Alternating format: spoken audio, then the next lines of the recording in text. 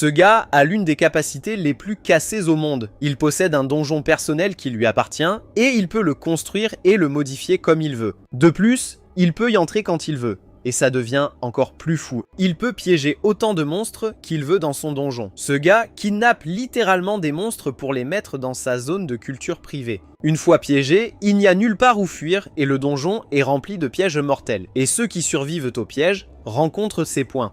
Les monstres n'avaient aucune chance. Cela permet à notre gars de monter de niveau à une vitesse folle, laissant tout le monde se demander comment il est devenu si fort si vite. Alors, comment notre garçon a-t-il obtenu une compétence aussi brisée? Seo Yul est le chasseur de secours qui sauve les chasseurs et les civils. Le rôle principal de notre personnage est chercheur. Dans cette scène, l'équipe arrive sur le site de l'incident où les chasseurs se préparent à entrer dans la porte pour sauver les membres de la guilde épique. Juste au moment où l'équipe s'apprête à entrer, un homme s'approche d'eux avec un sourire sarcastique, les qualifiant de travailleurs acharnés. Seo Yul semble en colère en voyant cet homme qui est un cadre de la guilde majeure Overcross, Baek Junwan. Avec l'intention malveillante que dégage Baek, cet homme force les petites guildes à entrer dans les portes sans distinction, empochant l'argent que des gens meurent ou non. Pour être plus précis, Baek Junwan est un vieux bonhomme responsable de nombreux appels d'urgence. Notre garçon, en ayant assez des conneries de ce vieux, s'éloigne, prétextant qu'ils sont pressés. Le vieux cadre suggère que leur guilde pourrait offrir de l'aide, se demandant s'ils n'en ont vraiment pas besoin. Seo Yul est en colère contre l'audace de Baek Junwan, puisque tout ce bazar est de sa faute, et il essaye toujours d'améliorer la réputation de sa guilde comme le petit bâtard qu'il est. Notre garçon fait clairement comprendre à l'exécutif qu'ils peuvent gérer leurs affaires, refusant toute aide de la guilde de Baek. Sur ce, les chasseurs partent en mission, tandis que le vieux est remis à sa place, son ego brisé. La scène nous emmène ensuite dans le donjon, où une chasseuse fait de son mieux pour soigner un membre de son équipe au bord de la mort. Elle utilise ses pouvoirs de guérison, suppliant son coéquipier de ne pas mourir et mentionnant qu'elle a déjà envoyé un signal d'urgence, mais la situation échappe à tout contrôle lorsque les monstres du donjon apparaissent et soudain, la chasseuse se rend et perd tout espoir de sauver son camarade mourant, sachant qu'il n'y a pas d'échappatoire. Elle ferme les yeux, prête à être dévorée par le monstre. Cependant, le destin avait d'autres plans lorsque Seo Yul arrive à la rescousse au bon moment. D'un seul coup, il vainc ces monstres avec sa lance. La chasseuse est stupéfaite, incapable de réaliser qu'elle a été sauvée, lorsque notre garçon lui tend la main, lui demandant si ça va. Juste à ce moment-là, le responsable de l'équipe de secours annonce que des ghouls arrivent par l'endroit d'où ils viennent et demande à Seo Yul de trouver une autre sortie pour qu'il puisse s'en aller. C'est alors que notre garçon active la compétence voix silencieuse qui se concentre sur le son. Cette compétence l'aide à cartographier la structure du donjon grâce aux échos, et c'est ainsi qu'il trouve une autre sortie. Seo Yul informe le responsable qu'il a trouvé une autre sortie. Le responsable a l'air d'un père fier à ce moment-là, et sans perdre de temps, il se dirige vers l'autre chemin. Le responsable attrape la chasseuse, courant avec l'équipe car les monstres les poursuivent. La chasseuse, réalisant qu'elle ne peut pas se plaindre, doute du chemin qu'ils prennent. Le responsable déclare avec confiance que leur chercheur, Seo Yul, est peut-être un chasseur de randée, mais ses compétences sont de premier ordre dans ce pays-ci, donc elle peut être rassurée. Mais bientôt, le responsable Lee Han regrette de l'avoir trop loué quand ils sont submergés par des ghouls. Le responsable demande à notre garçon si c'est le bon chemin. Pendant que le département de secours combat les ghouls, Argy est certain que ce chemin mène à la sortie, du moins il le pensait. Le problème, c'est que ces ghouls savent aussi exactement où ils vont, donc ils sont suivis. Mais c'est une autre histoire si un nécromancien tire les ficelles. Donc Seo Yul active son sixième sens et ayant ressenti ses yeux sur lui depuis un moment, il est certain qu'il y a quelqu'un à proximité contrôlant ces ghouls. Soudain, alors qu'ils combattent les ghouls, un cercle magique apparaît et Seo Yul crie, avertissant tout le monde de sortir de ce cercle immédiatement. Ce cercle magique semble être l'œuvre du monstre boss. D'un autre côté, le responsable demande à Seo Yul de l'oublier et de fuir, mais notre garçon lui donne un coup de pied dans le dos pour le faire sortir du cercle et Seo Yul devient lui-même le sacrifice. Dès qu'il est piégé dans le cercle, la vitesse de mouvement de notre garçon est restreinte. Le responsable Lee Han décide de sortir Seo Yul du cercle, mais il est arrêté par notre garçon qui lui dit de ne pas s'approcher. Notre chercheur demande au responsable de partir maintenant, sinon ils vont tous mourir. Il ordonne à Lee Han de prendre les autres et de sortir d'ici. Le responsable Lee Han prend une sage décision en s'éloignant de la situation mortelle, s'excusant auprès de Seo Yul. Sourire aux lèvres, notre garçon lui dit de ne pas agir comme s'il était déjà mort, affirmant au responsable qu'il n'a pas l'intention de mourir aujourd'hui. Après le départ de l'équipe, Seo Yul est piégé dans le cercle magique entouré de ghouls, et il sait exactement qui est derrière tout ça. Il appelle le monstre Karakli, le boss du donjon, qui jouait avec eux depuis le début. Le boss du donjon Karakli sourit et avoue que c'était le plan depuis le début, mais il est surpris par Seoyul qui est assez bon pour s'enfuir. Karakli est curieux de savoir comment notre garçon connaît la disposition du temple aussi bien. Notre garçon ne prévoit pas de le révéler à moins que le boss du donjon ne le laisse vivre. Mais le monstre du donjon n'a pas l'intention d'épargner un humain aussi rusé. Au lieu de cela, il décide de transformer Seoyul en ghoul. Sans aucune hésitation, Karakli maudit notre personnage principal qui commence à se transformer en ghoul alors que sa santé diminue drastiquement. Pendant ce temps, Seoyul devient convaincu que peut-être c'est la fin.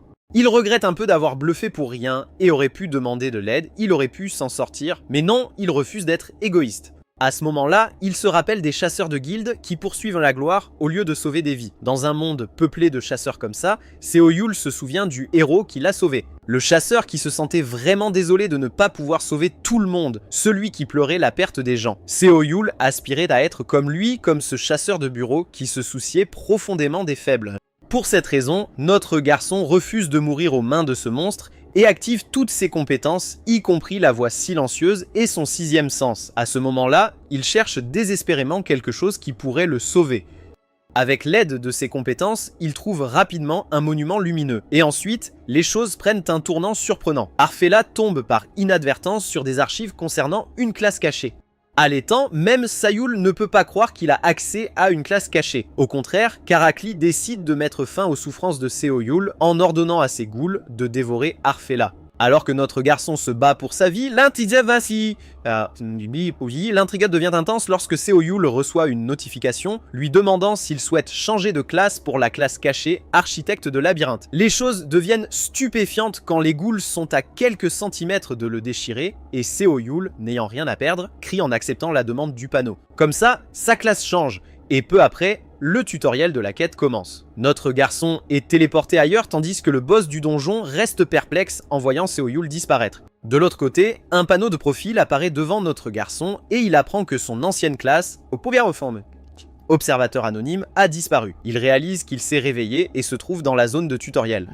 Seoyul se voit alors assigner une quête de changement de classe pour utiliser la carte afin de tuer 20 ghouls qui ont infiltré le labyrinthe. Notre gars est confus par la fonction de la carte quand soudain, une carte se matérialise devant lui et étonnamment, elle est plus facile à lire. Notre gars lit la carte, repérant tous les ghouls indiqués par des points rouges. Seo comprend comment ça fonctionne dans le labyrinthe, réalisant qu'il doit utiliser cette carte pour chasser les ghouls en une journée. Bien que cela puisse sembler fou pour un chercheur comme notre gars, c'est tout à fait faisable. La quête commence et Seoyul tue presque tous les ghouls, il n'en reste que 4. Avec seulement 30 ghouls restants, l'urgence pousse notre gars à les tuer plus vite. Du point de vue de notre personnage principal, le tutoriel se déroulait mieux que prévu.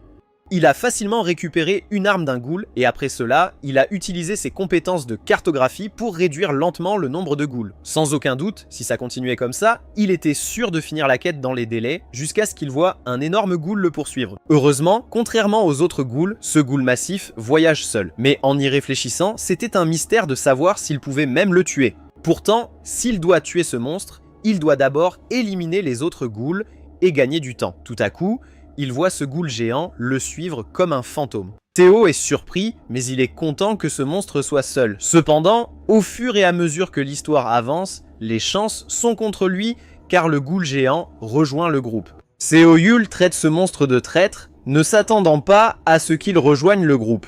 Jamais il n'aurait pensé qu'un manque de vigilance sur la carte le mènerait à un tel scénario. Au lieu de paniquer, il décide de garder son calme et de réviser son plan. Pour commencer, il peut gérer au maximum 2 ghouls à la fois. Il doit donc s'en aller, car une armée de ghouls arrive vers lui. Le plus gros problème, c'est qu'il est encerclé, ce qui signifie qu'il doit percer à travers les monstres.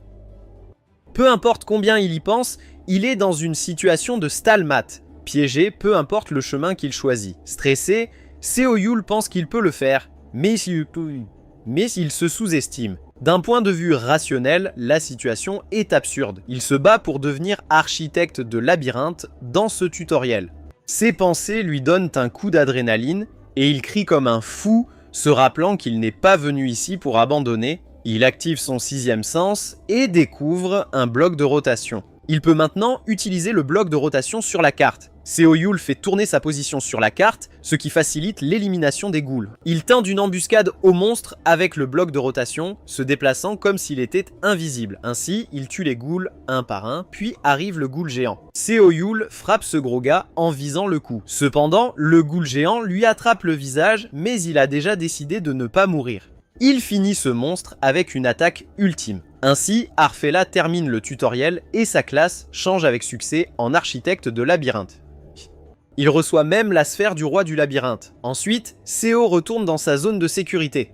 Dehors, le responsable Li-Han s'affole, pressant de retourner dans le donjon pour sauver Seo Yul. Cependant, les autres membres de l'équipe lui rappellent que la porte du donjon a disparu. Alors que la situation est tendue, notre gars arrive tranquillement, en train de manger sa glace. Il s'approche de ses coéquipiers, se demandant pourquoi tout le monde est si agité. Les membres de l'équipe sont sans voix en voyant Seo Yul s'approcher, comme si de rien n'était. Plus tard, il examine la sphère qu'il a obtenue. La sphère est une compétence qui lui permet d'emprisonner ses adversaires dans le labyrinthe. Il pense que ce sera sa compétence principale en dehors du labyrinthe. La sphère de rang S peut emprisonner de force les ennemis dans le labyrinthe. Cependant, ceux qui s'échappent en battant le boss du labyrinthe deviendront encore plus forts. Seo Yul reçoit l'avertissement de ne pas enfermer les ennemis à la légère. Comme la sphère est invisible pour les autres, il pense qu'il sera plus facile de piéger les gens à l'intérieur. Mais pour survivre contre les ennemis les plus forts qu'il rencontrera, il devra remplir le labyrinthe de plus de monstres et des plus puissants. Il va sans dire que la seule façon de peupler le labyrinthe est de tuer des ennemis à l'intérieur et d'activer la compétence du roi du labyrinthe. Cela signifie donc que Seo Yul doit aussi devenir plus fort. Juste à ce moment-là, il est interrompu par une fille, Yan Hee, qui est aussi sa voisine. La mère de Yan Hee lui a demandé de donner des pommes à Seo Yul et ils se croisent par hasard. Notre gars est surpris en voyant la douzaine de pommes, se demandant s'il est acceptable de lui en donner autant. La fille dit à Seo Yul de considérer cela comme une affection de voisinage des 5 dernières années. En marchant, notre gars demande à Yan Hee comment se passe l'école et elle répond que la vie scolaire est toujours la même. Soudain, ils sont distraits par une agitation à proximité. Une femme panique, demandant aux policiers de sauver sa fille, qui est toujours dans une chambre d'hôtel. Alors que Yan Hee est confuse puisqu'il n'y a pas de feu dans l'hôtel, notre gars aperçoit une brèche de donjon apparaissant au-dessus de l'hôtel. On sait que lorsqu'une porte est négligée trop longtemps, les monstres à l'intérieur s'échappent dans le monde réel. Seo Yul rend les pommes à Yan Hee, lui assurant qu'il les prendra plus tard. La fille s'interroge sur ce changement soudain et notre garçon explique qu'il doit aller travailler pour le service de secours. Sans hésiter, notre héros entre dans l'hôtel, mais il est arrêté par un policier. Seo Yul montre sa carte du service de secours, mais l'officier se demande pourquoi il est seul. Notre gars informe l'officier qu'il va entrer en premier et que le reste de l'équipe de secours arrivera bientôt. Juste au moment où Seo Yul se précipite à l'intérieur, le policier lui attrape l'épaule, l'avertissant qu'il y a actuellement une bande de gobelins dans l'hôtel, donc c'est dangereux d'y aller seul. Arfella souligne que c'est précisément pour cela qu'il doit y aller. Il a entendu de la femme que son petit enfant est toujours piégé dans l'hôtel et puisque les chasseurs de guilde qui auraient dû être là en premier ne sont pas encore arrivés, il doit entrer. Sur ce, Seo Yul avance sans peur, disant qu'il n'est pas seul au départ. Il semble qu'à l'origine, la porte de cet hôtel était supposée avoir été nettoyée par la guilde Hanul, qui est responsable de cette maison. Les gens font confiance aux guildes pour nettoyer les portes, mais la vérité cachée est qu'elles ignorent celles qui ne rapportent rien. Cela entraîne parfois des brèches dans des portes de bas niveau, causant des tragédies comme celle où le personnel et les clients de l'hôtel ont été tués. Seo Yul active son 6e sens, demandant aux gobelins d'arrêter de regarder et de sortir, car il a quelque chose à tester. Il attend patiemment qu'il l'attaque avant d'activer la sphère. En un clin d'œil, les gobelins sont aspirés dans la sphère, piégés et déconcertés. Il se rappelle qu'il est le maître de ce labyrinthe, un manipulateur de donjons fidèle à son nom. C'est ici que le vrai plaisir commence. Un monstre de niveau 1 de la lignée des gobelins, le gobelin rouge. Ils sont une espèce qui tourne autour de leur chef et en tout point, ils ne diffèrent pas beaucoup des gobelins normaux. Cependant, il y a une différence, mais Seo Yul est déterminé à ne pas laisser cela arriver. Il réalise que ces gobelins ont joué des tours pendant qu'il était occupé. Se demandant s'il s'habitue au labyrinthe, il trouve la situation bénéfique de toute façon. Les gars, chasse pour lui. Mais avec tant de gobelins aspirés dans le labyrinthe, notre héros décide de les surveiller en avançant. Il les laisse jouer leur tour, sachant très bien qu'à l'intérieur, ce sont eux qui sont chassés. En atteignant le 7e étage, Yul aperçoit la petite Somi pleurant dans un coin. Notre héros lui assure qu'elle est en sécurité maintenant qu'il a tout pris en charge. Alors qu'il l'escorte, La petite fille se demande s'il a vraiment éliminé tous les monstres lui-même. Sio la rassure avec une confirmation confiante, sachant que chasser les ghouls dans le labyrinthe était une bonne décision. En montant ici, les gobelins utilisaient leur odorat pour chercher des humains cachés. Si Yule n'était pas arrivé à temps, Somi aurait été capturé rapidement. Juste à ce moment-là, il reçoit un avertissement, lui signalant que plus de 50% des monstres défendant le labyrinthe ont été anéantis. En atteignant l'ascenseur, Sio demande à Somi de descendre seul, expliquant qu'il doit attraper le méchant qui reste. En sortant la sphère, Yule détecte enfin celui qui causait des problèmes, c'était le roi gobelin rouge. Notre héros conclut que tous les ghouls seront chassés par lui si cela continue, se demandant s'il doit le faire combattre le boss du labyrinthe avant que le nombre de ghouls ne diminue davantage, mais Sio abandonne rapidement l'idée, réalisant que cela deviendrait un problème si le boss perdait. En entrant, notre héros est accueilli par la vue d'un endroit complètement détruit. En glissant ses doigts sur l'écran, il invoque le roi gobelin rouge devant lui. Alors qu'ils se battent, Ciel se sent léger comparé à sa fatigue. Le niveau qu'il a atteint après son éveil en tant que labyrinthe, il sent définitivement que c'est différent d'avant. Son plan initial était de tester les ghouls, mais il est sûr de pouvoir gérer ça seul. Il porte alors un coup fatal au roi gobelin.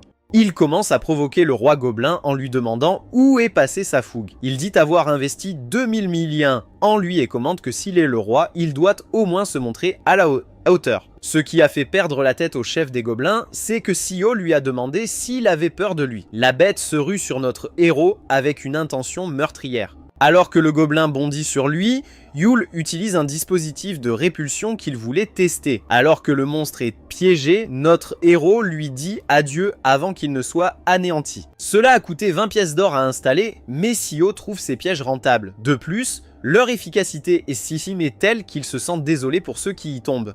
Il est ensuite informé qu'il a monté de niveau et que le groupe de gobelins qu'il a vaincu a été intégré au labyrinthe. À sa sortie, il est accueilli par son manager en colère qui dit être là depuis un moment. Il interroge notre héros sur ce qu'il a fait tout seul, incrédule qu'il ait vaincu tous les gobelins rouges. Seo Yule lui dit qu'il ne se souvient de rien depuis qu'il s'est cogné la tête et son manager semble en avoir assez de cette excuse.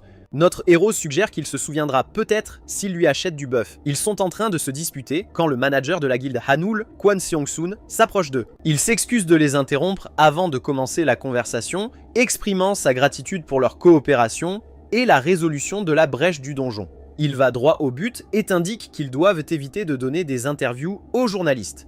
Il précise que leur guilde ne veut pas que cet incident soit rendu public. Avant de proposer de dédommager l'hôtel pour les dégâts, Kwon sous-entend que les histoires négatives rendront les résidents plus anxieux et promet de faire un don généreux au bureau. Seo Yule réalise que ce sont les tactiques qu'ils utilisent pour faire taire les gens. Pourtant, il pense qu'il a en partie raison. Contrairement aux chasseurs du bureau, principalement de rang D, les chasseurs de guilde ont une composition variée allant jusqu'au rang S. De ce fait, les gens font naturellement plus confiance aux chasseurs de guilde qui détiennent un immense pouvoir. Cela énerve Sio de voir les guildes exploiter cette confiance, mais il sait que c'est la réalité et qu'il ne peut pas la changer seul. D'un ton sarcastique, il dit le comprendre parfaitement avant de lui mettre la main sur l'épaule. Notre héros ne comptait pas en faire tout un plat, car même s'il le faisait, cela serait vite étouffé par l'association des chasseurs et cela ne lui apporterait rien de se faire remarquer. Cependant, il pense que ce serait injuste de laisser les choses se terminer ainsi. Donc, réprimant l'envie de frapper le gars, Seo déclare qu'il va devoir continuer à nettoyer les dégâts laissés par les chasseurs de guilde. Pour compenser, notre héros exige 10 000 won pour le don, espérant qu'ils donneront au moins cette somme. Kwon Seong est abasourdi d'apprendre ça. Après avoir géré la brèche du donjon de l'hôtel, Seo Yule a reçu 2 jours de congé. Il a résolu le problème tout seul et a même extorqué de l'argent à la guilde. C'est donc une récompense bien méritée. Le seul problème, c'est que les collègues de Yule le regardent bizarrement, mais il décide de ne rien dire pour l'instant. Si on apprend qu'il s'est rééveillé, ça pourrait devenir ennuyeux. Pour cela, il doit d'abord utiliser de la monnaie pour réparer les murs fissurés du labyrinthe et faire réapparaître les monstres. La monnaie, c'est de l'or, la monnaie universelle des chasseurs. C'est facile à calculer puisque le labyrinthe n'a pas sa propre monnaie, mais le problème, c'est que c'est incroyablement cher. Le PDG évalue le coût total de maintenance à 53 or, soit 300 000 en main. C'est presque 2 fois son salaire mensuel. Notre héros a rassemblé 80 or jusqu'à présent, donc il pense qu'il devrait au moins investir cette somme. Il est interrompu lorsque Lee Jong-hae du département de surveillance l'appelle. Yul se demande pourquoi elle l'appelle pendant son jour de congé et lui demande d'en venir au fait dès qu'il décroche. Jong suppose qu'il est en train de rêvasser dans un parc, pensant qu'il a tout le temps d'utiliser ses compétences de chercheur. Elle se demande s'il peut retrouver quelqu'un pour elle, mais n'entend aucune réponse. Pendant ce temps, Seo réfléchit au labyrinthe, se demandant s'il doit faire réapparaître tous les monstres. Il prévoit de réduire le gaspillage d'or et d'intervenir lui-même si nécessaire. Il est en train de stresser quand il entend du bruit venant de son téléphone. Perdant son calme, il grogne au téléphone, rappelant à Lee qu'elle est dans le département de surveillance et peut retrouver une personne seule. Jong-hae commence à le supplier, l'attirant avec la promesse de viande. De plus, elle dit qu'une fois que Yul saura qui c'est, il voudra le retrouver lui-même. La personne disparue s'avère être Kang Tae-san, ce qui pique la curiosité de Seo. Il a envie de le voir au moins une fois. Il est sûr qu'il peut le trouver rapidement si c'est quelqu'un de son calibre. Après un moment, on voit deux vieux hommes se disputer en jouant au jangi. L'un d'eux se fâche et exige de passer à Bada pour jouer à nouveau, mais l'autre refuse. Pendant ce temps, notre héros assiste à la scène. Il pouvait le sentir de loin, mais le voir de près, ce n'est pas une blague. L'aura rouge foncée que seuls les puissants éveillés possèdent. Avec une aura comme ça, le vieil homme se distingue même de loin. Pourtant, Seo Yul doute qu'il soit vraiment celui qu'il cherche. Il a l'air très différent de ce qu'il imaginait. Ses pensées sont interrompues quand l'un des vieux, voyant son regard fixé sur le jeu, lui demande s'il sait jouer au jangi. Dès que Yul lui dit qu'il connaît un peu, il lui chuchote de l'aider à faire un coup pour battre l'autre vieux, son adversaire. Notre héros, après avoir examiné le jeu, suggère de déplacer le chariot en premier. Ses mots sont interrompus quand quelque chose lui est lancé, mais il parvient à l'esquiver grâce à son sixième sens. On dirait que le vieil homme qu'il cherchait s'est déjà montré l'un des 5 chasseurs de rang S en Corée, connus pour transformer tout ce qu'il touche en arme mortelle. Le vieil homme déclare qu'il ne peut pas ignorer son jeu de soutien inutile. Le chasseur de rang S, Kang Tae-san, aussi connu comme le maître des armes, demande à Seo s'il vient du département de surveillance. Notre gars révèle qu'il est un chercheur du département de secours. En réponse, Tae-san remarque qu'il a des mouvements assez arrogants pour un guide, à quoi Seo commente que son talent est sous son défaut. Le vieil homme exprime son mépris pour cette attitude quand Jong-hae arrive, l'appelant. Elle se plaint de l'avoir cherché partout, lui notifiant que les stagiaires sont rassemblés et qu'ils doivent rentrer. Tae-san abandonne et accepte de rentrer. Pendant ce temps, Jong est curieuse de savoir comment Seo a trouvé une personne que même le département de surveillance n'a pas pu localiser. Notre héros trop confiant pense que c'est parce qu'il est très capable et sur cette note, il est prêt à partir jusqu'à ce que le vieil homme l'interpelle, le qualifiant de petit arrogant et exige qu'il le suive, sachant qu'il est aussi un chasseur de bureau.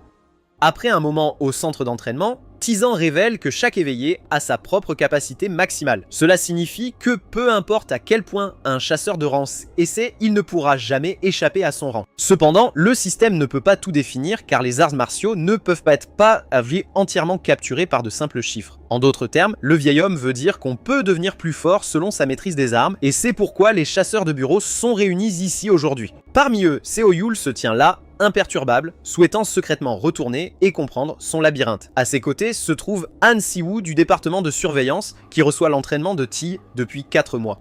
Il s'avère qu'il est l'un des rares chasseurs de rang B dans le département de surveillance. Le vieil homme lui fait savoir qu'il a du potentiel et c'est exactement pourquoi il est ici maintenant. Pour le tester, il lui pose une question. Ce qu'il pense être nécessaire pour manier correctement l'épée qu'il tient. Han croit qu'une force écrasante et la compréhension de ses compétences sont nécessaires pour manier correctement une épée. Tae désigne alors Seo et exige une réponse à la même question. Argai, sans avoir besoin de réfléchir longtemps, répond que c'est la volonté de manier l'arme. Le public commence à douter des compétences de Seo, se demandant s'il est vraiment un stagiaire. L'ancien remarque que sa réponse était imprudente et lui demande s'il en est sûr. Yul, au contraire, est sûr de sa réponse. Pourtant, il est surpris de la perspicacité de Tae. Kang admet qu'il est arrogant, cependant, sa réponse s'avère être la bonne. Cette annonce laisse Han en colère, s'interrogeant sur la validité de cette réponse. Il refuse d'accepter cela, tandis que Seo est confus par son comportement d'enfant. L'ancien de rang S déclare que c'est un endroit où quiconque ayant les bonnes qualifications peut se tenir. Bien que cela dévie de son plan initial, il décide de leur faire passer un test. Dans ce test, Ils doivent prouver leurs réponses respectives. Il leur demande s'ils acceptent ce test, à quoi Han répond immédiatement par l'affirmative, mais Yul refuse en disant qu'il est bon. Taeson pense qu'il n'a d'autre choix que de choisir le grand jeune homme comme prévu. Cependant, Seo doit reconsidérer sa décision lorsque l'ancien révèle que réussir le test signifie devenir son disciple. Notre gars réalise qu'il a la chance de devenir le disciple d'un chasseur de rang S, ce qui signifie qu'il peut devenir plus fort et accéder à une position élevée. Kang se demande si notre rookie se sent un peu motivé, ce à quoi Seo lui lance un regard défiant, lui faisant savoir qu'il est plus que motivé. Lors du test, les concurrents doivent utiliser la compétence transmise par Tae-san et briser autant de pierres devant eux que possible. Celui qui l'emporte deviendra le disciple de Tae-san. En entendant que c'est une pierre d'éther, une pierre imprégnée de pouvoirs magiques que l'on ne trouve que dans le temple, Seo se rappelle que seuls les puissants éveillés peuvent la briser. Il est confus par ce que l'ancien veut dire par transmettre une compétence, mais il écarte ses doutes, déterminé à gagner à tout prix, car cette opportunité est la sienne. Tae-san annonce qu'il transmettra sa compétence à partir de ce moment, les avertissant qu'ils seront disqualifiés s'ils ne ressentent rien. Alors que la transmission de la compétence commence, Seo a du mal à respirer à cause de la puissance écrasante. De plus, c'est juste l'aura de Tae-san qu'ils doivent endurer pour recevoir la compétence. Notre gars se sent sur le point de s'évanouir, mais il parvient à ressentir le pouvoir qui entre en lui. Le système lui notifie qu'il a maintenant acquis esprit serein et maîtrisé l'art de la lance du roi dragon. L'ancien, en voyant leurs expressions, pense qu'ils ont l'aptitude car normalement, les gens ne ressentent rien ou s'évanouissent en bas rapidement. Hansu, comme prévu, se porte volontaire pour prouver sa valeur en premier. Déterminé à enlever toute motivation à Yul pour le défier, il est convaincu que la réponse volonté était complètement absurde. Naturellement, le chasseur de rang B ressent le besoin de prouver sa valeur à un chasseur de rang D, bien qu'il soit un peu confus quant à la façon dont Yule a pu supporter l'héritage de compétences avec son faible rang. Le grand bonhomme swing son épée avec une force incroyable, brisant la pierre d'éther avec aisance. Le public est émerveillé par cela, se demandant pourquoi quelqu'un comme lui travaille comme chasseur de bureau. Le vieil homme réalise qu'Han a maîtrisé l'art du dragon et est impressionné. Avant de partir, le chasseur de rang B se moque de notre chasseur en disant qu'il ne peut pas voler la place de son aîné sans tactique. En réponse, Seo se demande comment quelqu'un peut survivre en marchant sur des œufs. Le chasseur de rang S intervient en leur disant de garder ce duel nerveux pour plus tard avant d'appeler Yule car c'est son tour. Seo sait que même s'il a répliqué, Han est définitivement plus fort en termes de puissance. Cependant, ce défi ne concerne pas seulement la force, mais prouver leur réponse. De plus, la réponse de Yul était la bonne. Il admet qu'il a répondu de manière décontractée, mais c'est exactement pourquoi c'est sa réponse définitive. Il pense à la raison pour laquelle il doit manier l'arme. Et la réponse est déjà décidée. C'est pour devenir comme la personne qui lui a sauvé la vie, pour ressentir le même espoir. C'est pourquoi Seo est devenu chasseur de bureau. Pour atteindre cet objectif, notre gars doit devenir beaucoup plus fort qu'il ne l'est maintenant. Tout cela en tête, il utilise le perceur de cœur de feu dragon et écrase Lightstone, laissant tout le monde, y compris le chasseur de rang B, sans voix. Notre gars s'excuse calmement auprès de son adversaire, disant qu'il va finalement prendre sa place. Le vieil homme conseille que peu importe ce que vous tenez, vous devez vous connaître pour libérer son vrai pouvoir, car les armes et les compétences ne sont que des outils. Sur ce, il fait savoir à Seo qu'il est son disciple à partir d'aujourd'hui et tout le monde commence à l'encourager. D'un autre côté, on voit Yan Hee être traînée hors de chez elle par un groupe de harceleurs. Parmi eux se trouve une de ses camarades de classe qui fait semblant de se sentir mal pour elle avant de lui demander si elle voulait vraiment aider son amie. Néanmoins, elle conseille à Yan de faire attention à qui elle fréquente avant d'intervenir. Il semble que la pauvre fille ait eu des problèmes avec un de leurs membres nommé Jintai. Jim informe Yang qu'elle n'a plus d'amis pour l'aider car son ami est tombé du toit et est à l'hôpital. Yeon-hee lui lance un regard meurtrier, ce à quoi il la gifle brutalement, lui ordonnant de ne pas le regarder comme ça. Juste à ce moment-là, un chasseur de rang B apparaît, s'adressant à Jin comme son jeune maître. En le voyant, Jin ordonne à tout le monde de se préparer à partir, s'assurant que la fille ne s'enfuit pas. Le chasseur de rang B se demande où ils vont, ce à quoi le petit arrogant révèle qu'ils vont dans un endroit vide pour jouer à leur guise. Pendant ce temps, dans le bâtiment du département de sauvetage, Jongye félicite Seo d'être devenu le disciple d'un chasseur de rang S. De plus, Tae-san lui a même dit de choisir n'importe quelle arme qu'il veut, mais en voyant l'arme qu'il a choisie, qui est une lance, Jong se demande si cela suffira. Yul est convaincu que cette seule arme est tout ce dont il a besoin, car il n'y avait rien de mieux dans le coffre. Jang s'étire en se plaignant qu'il est déjà passé l'heure de sa sortie, tandis que SEO se demande si le département de surveillance considère simplement regarder depuis l'arrière comme un travail réel. En approchant du bureau, il semble qu'une dame insiste pour voir notre chasseur. Elle a l'air désespérée et inquiète. Le garde essaie de l'arrêter en disant que l'entrée est strictement interdite aux civils. Il lui suggère de l'appeler et c'est alors que Seo s'approche en se demandant ce qui se passe. La dame saisit sa chemise et révèle que leur Yeonhee a été emmené au niveau jaune. L'expression de Yul devient colère alors qu'il demande qui l'a prise. Alors que Jin Tae et sa bande s'enfoncent dans les bois, ils commencent à s'inquiéter de leur sécurité, mais leur soi-disant patron s'en moque, car ils ont un chasseur de rang B avec eux. De plus, le petit arrogant veut voir qui gagnerait si Yeonhee se battait contre un monstre. Il passe sa main sur l'épaule de Yan, curieux de savoir si elle a peur. Pour la calmer, il lui dit que les monstres ici sont faibles, donc si elle se bat avec la même énergie qu'elle a utilisée pour le frapper, elle gagnera facilement. Yan n'en peut plus, alors elle essaye de s'enfuir après avoir poussé Jin. La connaissant, elle est sûre qu'il va la forcer à se battre, donc pour survivre, elle pense à différentes façons de s'échapper. Malheureusement, elle est attrapée par le chasseur de rang B, qui la fait tomber au sol, tandis qu'elle continue de crier à l'aide. Ses camarades lui suggèrent donc de garder son énergie, car il n'y a que pour entendre ses cris. Soudain, ils sentent quelque chose venir, et le chasseur de rang B les avertit de reculer. C'est alors que le groupe de Gooners est attaqué, tuant l'une des filles. Jin cesse secouer lorsque le chasseur de rang B l'avertit de courir immédiatement dans la direction d'où il vient. Il s'avère qu'ils sont attaqués par un aigle à venin. Pendant ce temps, Seo, qui est maintenant dans le niveau jaune, est au téléphone avec Kang Jong-min du département de combat. Notre chasseur le remercie d'avoir écouté sa demande déraisonnable, tandis que Jong-min lui conseille de prendre soin de lui car il est tout seul. Après avoir raccroché, Seo analyse son environnement et réalise à quel point cet endroit est misérable. Le niveau jaune est une zone scellée où la situation est devenue incontrôlable après une rupture de bois, une rupture de donjon. Les monstres dans cette zone ne sont pas très forts, mais on dit qu'ils sont malins, ce qui rend leur gestion difficile. Maintenant que Seo les a combattus lui-même, il juge qu'il y en a beaucoup, mais ils sont plus faibles que les gobelins rouges. Pour une personne non éveillée, il sera difficile de survivre longtemps. C'est pourquoi Yul est déterminé à sauver Yeonhee le plus rapidement possible. Juste à ce moment-là, il est attaqué par un groupe d'aigles à venin. N'ayant pas le temps de s'occuper d'eux, car ils continuent de l'attaquer, Seo génère une sphère. Les aigles à venin appellent d'autres membres, et alors qu'ils poursuivent Yul, il en entraîne autant que possible dans le labyrinthe. La situation devient un peu dangereuse car les monstres du labyrinthe commencent à diminuer rapidement. Notre chasseur réalise qu'il ne peut plus en entraîner dans le labyrinthe, sinon il s'effondrera, mais il ne peut pas non plus affronter ce nombre seul, c'est pourquoi Seo n'a d'autre choix que de recourir à cette méthode.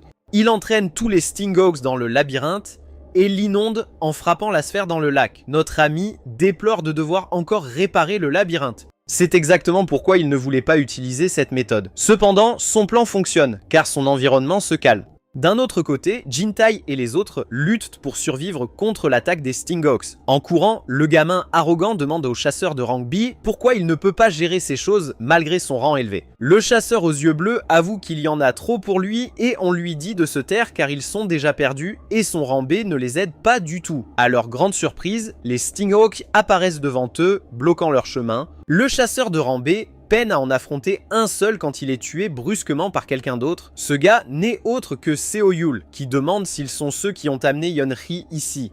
Jin s'exclame, se demandant qui est ce type jusqu'à ce que Seo révèle qu'il est chasseur de bureau. Yeonhee se jette dans ses bras dès qu'elle le voit, tandis qu'il se moque d'elle en disant que c'est la première fois qu'il la voit pleurer. Le petit arrogant interpelle notre chasseur de bureau, lui ordonnant de les conduire à la sortie immédiatement et lui promettant de le payer comme il veut une fois dehors. Jan, après avoir essuyé ses larmes, dit à Seo d'ignorer ce déchet et de partir, mais Seo a d'autres plans. Il s'excuse auprès de Jan avant de l'assommer, décidant de conclure rapidement et de la ramener chez elle en sécurité. Jin s'inquiète de ce qu'il fait, à quoi Yul avoue qu'il s'apprête à faire quelque chose que Jan ne devrait pas voir. Le gamin menace Yul avec l'influence de sa famille, mais Yul, en tant que chasseur de bureau, sait bien qui il est. Pour prouver son point, Seo commence à parler des antécédents familiaux de Jin. Il s'avère que Park Jin-tae est le fils du juge de la Cour suprême Park Bom-jin. Violence scolaire, vol et tous les autres crimes possibles ont été commis par lui et il s'en sort en payant. Tae est le moins dérangé d'entendre toutes ces informations sur lui. En fait, il se demande ce que Seo peut faire à ce sujet.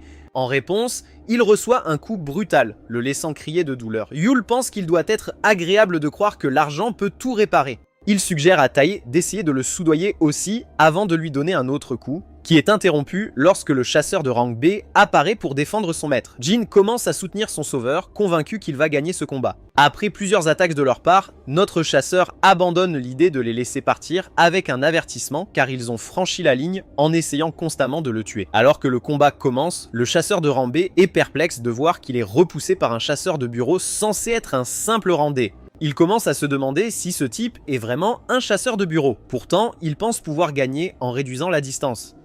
Alors qu'il charge, Seo le frappe sans pitié au visage, le faisant tomber inconscient. Jintai s'agrippe aux cheveux par frustration en ordonnant au chasseur B de se réveiller. Il est convaincu que le garde du corps a acheté sa licence avec l'argent de son père. C'est alors que Seo réalise qu'il est un vrai chasseur B. Il ne peut s'empêcher de se demander si les stats qu'il a gagnés en chassant ses frelons ont enfin dépassé celles d'un chasseur B. Le petit arrogant décide de prendre les choses en main et charge notre gars avec une pierre.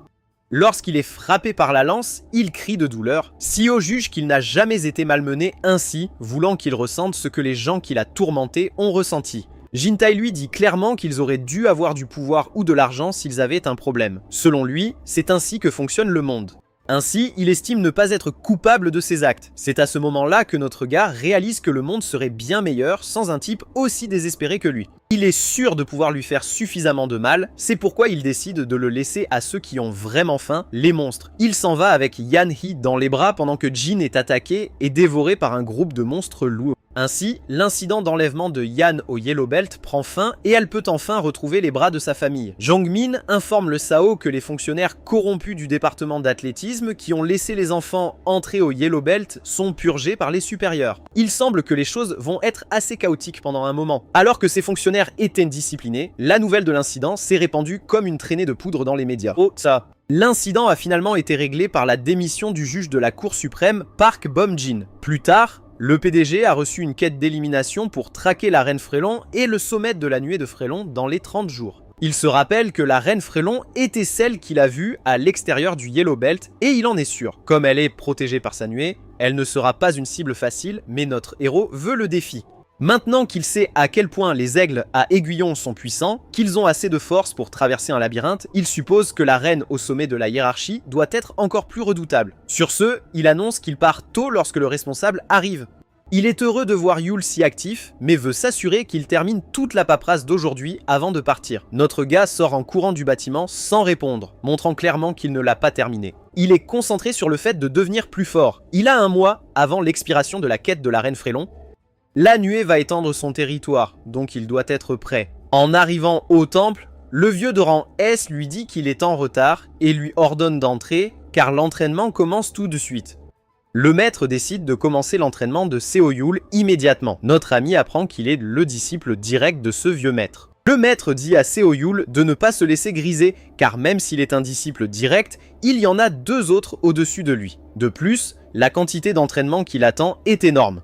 Peu après, notre garçon croise partiellement Gunsi du regard. Le maître montre à Seo Yul la mâchoire d'un démon de fer, une variante unique. Une variante unique est un mutant ou un monstre unique qui n'existe nulle part ailleurs. Le maître révèle que cette mâchoire l'a conduit à la porte de la mort, montrant une cicatrice gravée dans son dos. Il semble que forcer cette mâchoire ouverte soit la première tâche de notre garçon. Le maître, dégageant une force divine, ouvre incroyablement cette mâchoire. Même le vieux trouve cette mâchoire de démon de fer têtu. Junsei loue son maître tandis que notre ami reste choqué en voyant les muscles du maître, se demandant s'il est maître Roshi. Le maître ordonne alors à notre gars d'essayer. Seo Yul pense qu'il est déjà au-delà du niveau d'un chasseur de rang B. Il sait qu'il ne pourra peut-être pas l'ouvrir comme le monstre, mais il est déterminé à au moins bouger cette mâchoire. Mais la confiance en soi le trahit quand il utilise toute sa force, mais cette mâchoire ne bouge pas.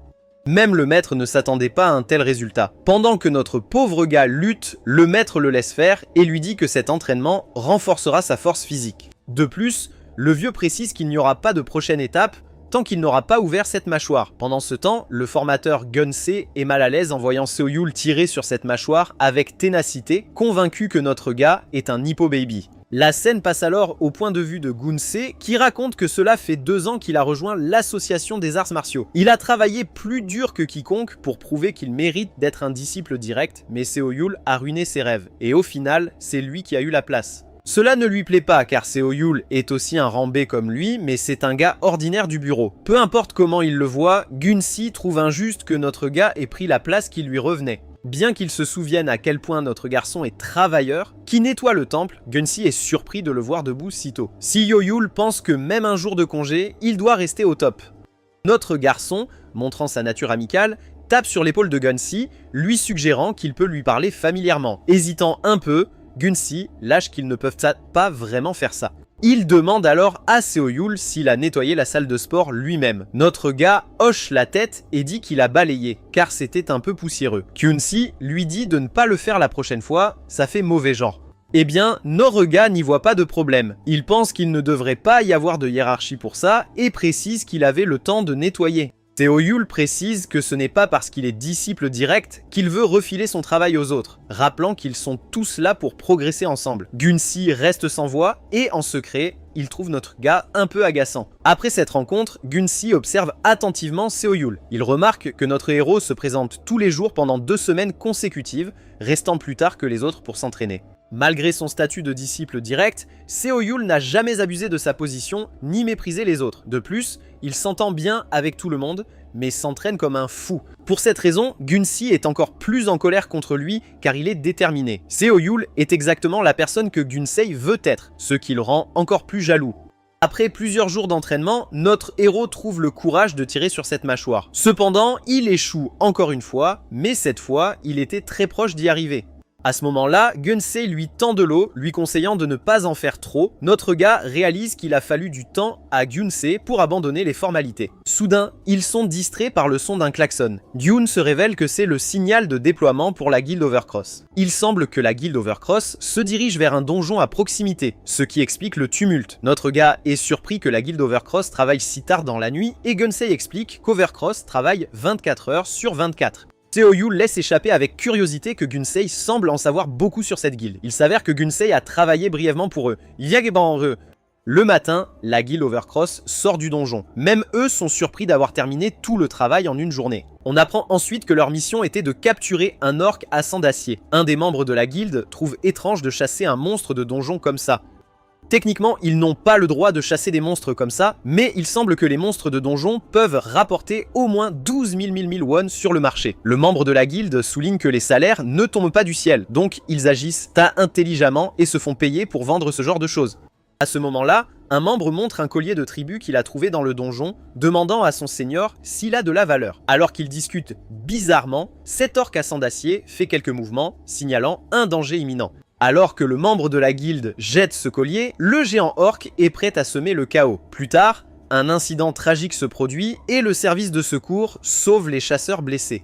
Comme ils ont fini ici, le manager Lian demande à Seo Yul de rentrer, mais notre gars semble se diriger vers l'association. Le manager insiste pour qu'il vienne avec eux pour le dîner d'équipe. Notre ami refuse immédiatement, arguant que son maître est absent aujourd'hui, donc il a promis de s'occuper des autres étudiants. Soudain, une annonce appelle toutes les équipes d'urgence. Il s'avère qu'un donjon de monstres 3 étoiles, transporté illégalement, s'est échappé et est actuellement en pleine débandade. Pour aggraver les choses, le lieu de l'incident est l'association coréenne des arts martiaux. À l'association coréenne des arts martiaux, l'orque du donjon a déjà ravagé l'endroit. Les étudiants de l'association fuient pour sauver leur vie, mais le pire est à venir. Cet orque fait irruption dans le temple, causant des destructions. Gun-si s'oppose à cet orque, mettant sa vie en danger. La scène passe alors au point de vue de Gun-si. Cela nous ramène au jour où il a rejoint la guilde Overcross, où il croyait vraiment être un génie. Il se justifiait en se disant que l'exploitation des sous-guides était le droit naturel des forts, mais la réalité l'a frappé quand il a appris qu'il n'était qu'un rouage remplaçable dans cette machine. C'est alors qu'il a vraiment compris à quel point le monde est cruel. Pourtant, il refusait de croire que le monde était complètement pourri, tout comme la personne qui lui a sauvé la vie. Gun-si souhaite être comme cette personne, quelqu'un qui a choisi de se soucier au lieu de s'éloigner. Il désire aider quelqu'un, il veut rendre le monde un peu meilleur.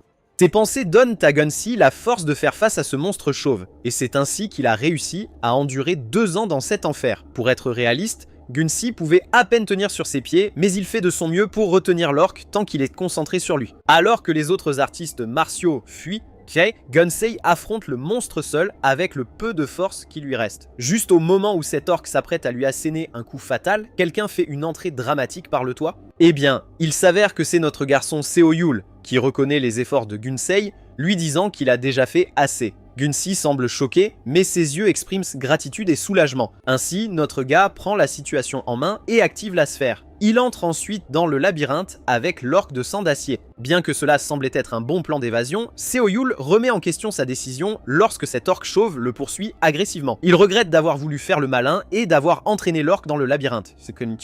Même notre ami admet que cet orque est plus un monstre que lui. Il remarque quelque chose de particulier chez cet orque en acier, se demandant si ce monstre a vraiment fini de combattre Overcross.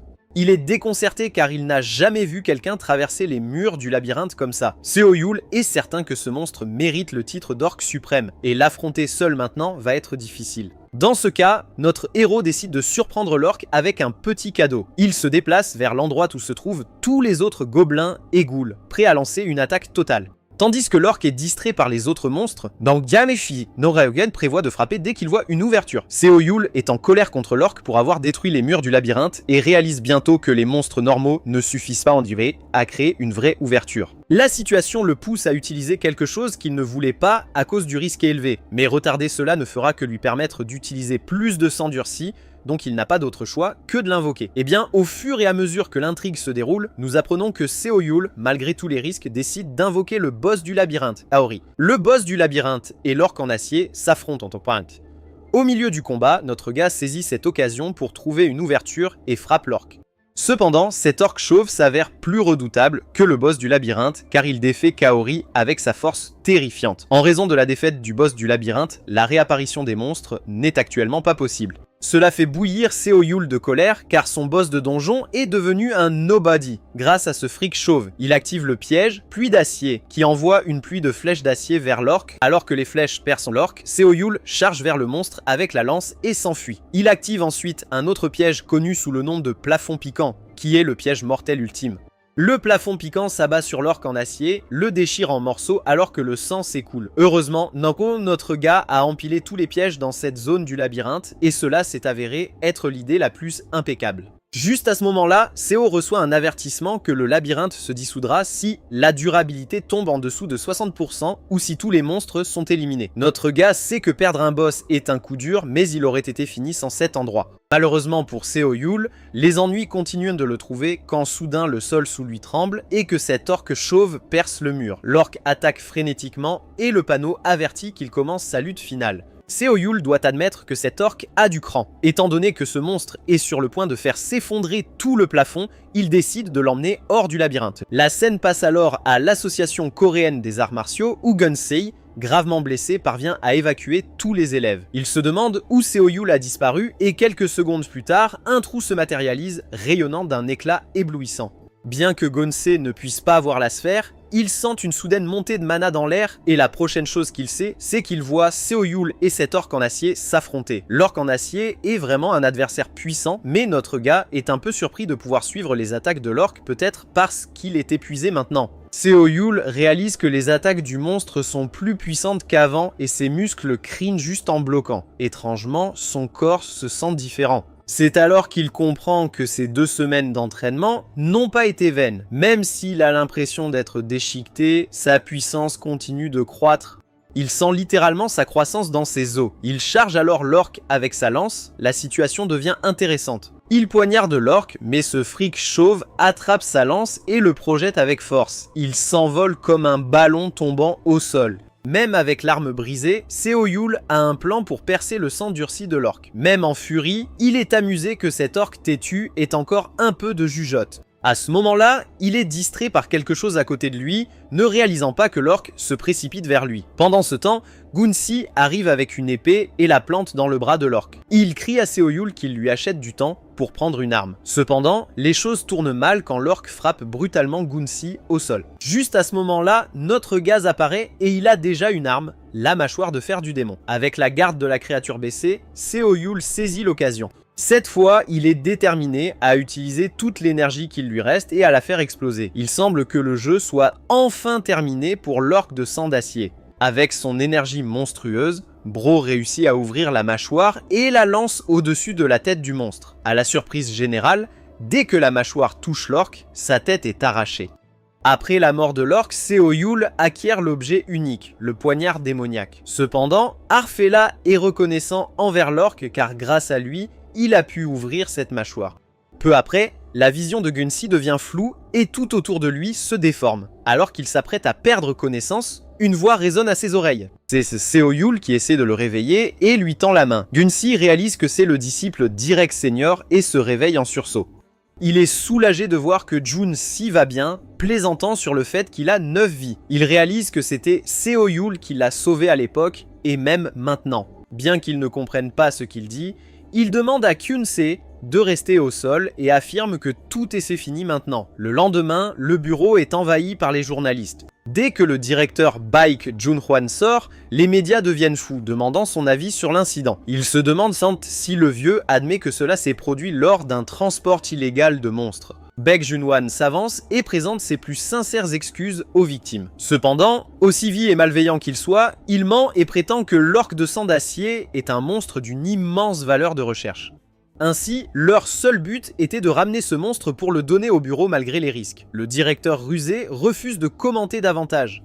Entre-temps, un journaliste repère Seo-yul, connu comme le seul sauveteur. L'attention du reporter se tourne vers notre héros, se demandant comment un chasseur de rang D a pu abattre un orque, mais le manager Lee-on attrape notre gars, réservant les interviews pour plus tard. Juste à ce moment-là, un gros journaliste commence à parler et blâme l'incident sur le bureau, qui existe pour prévenir de tels incidents. Notre gars s'énerve contre lui pour ses absurdités, mais le manager lui dit de l'ignorer, car ces youtubeurs prennent de l'argent des grandes guildes pour publier des bêtises biaisées.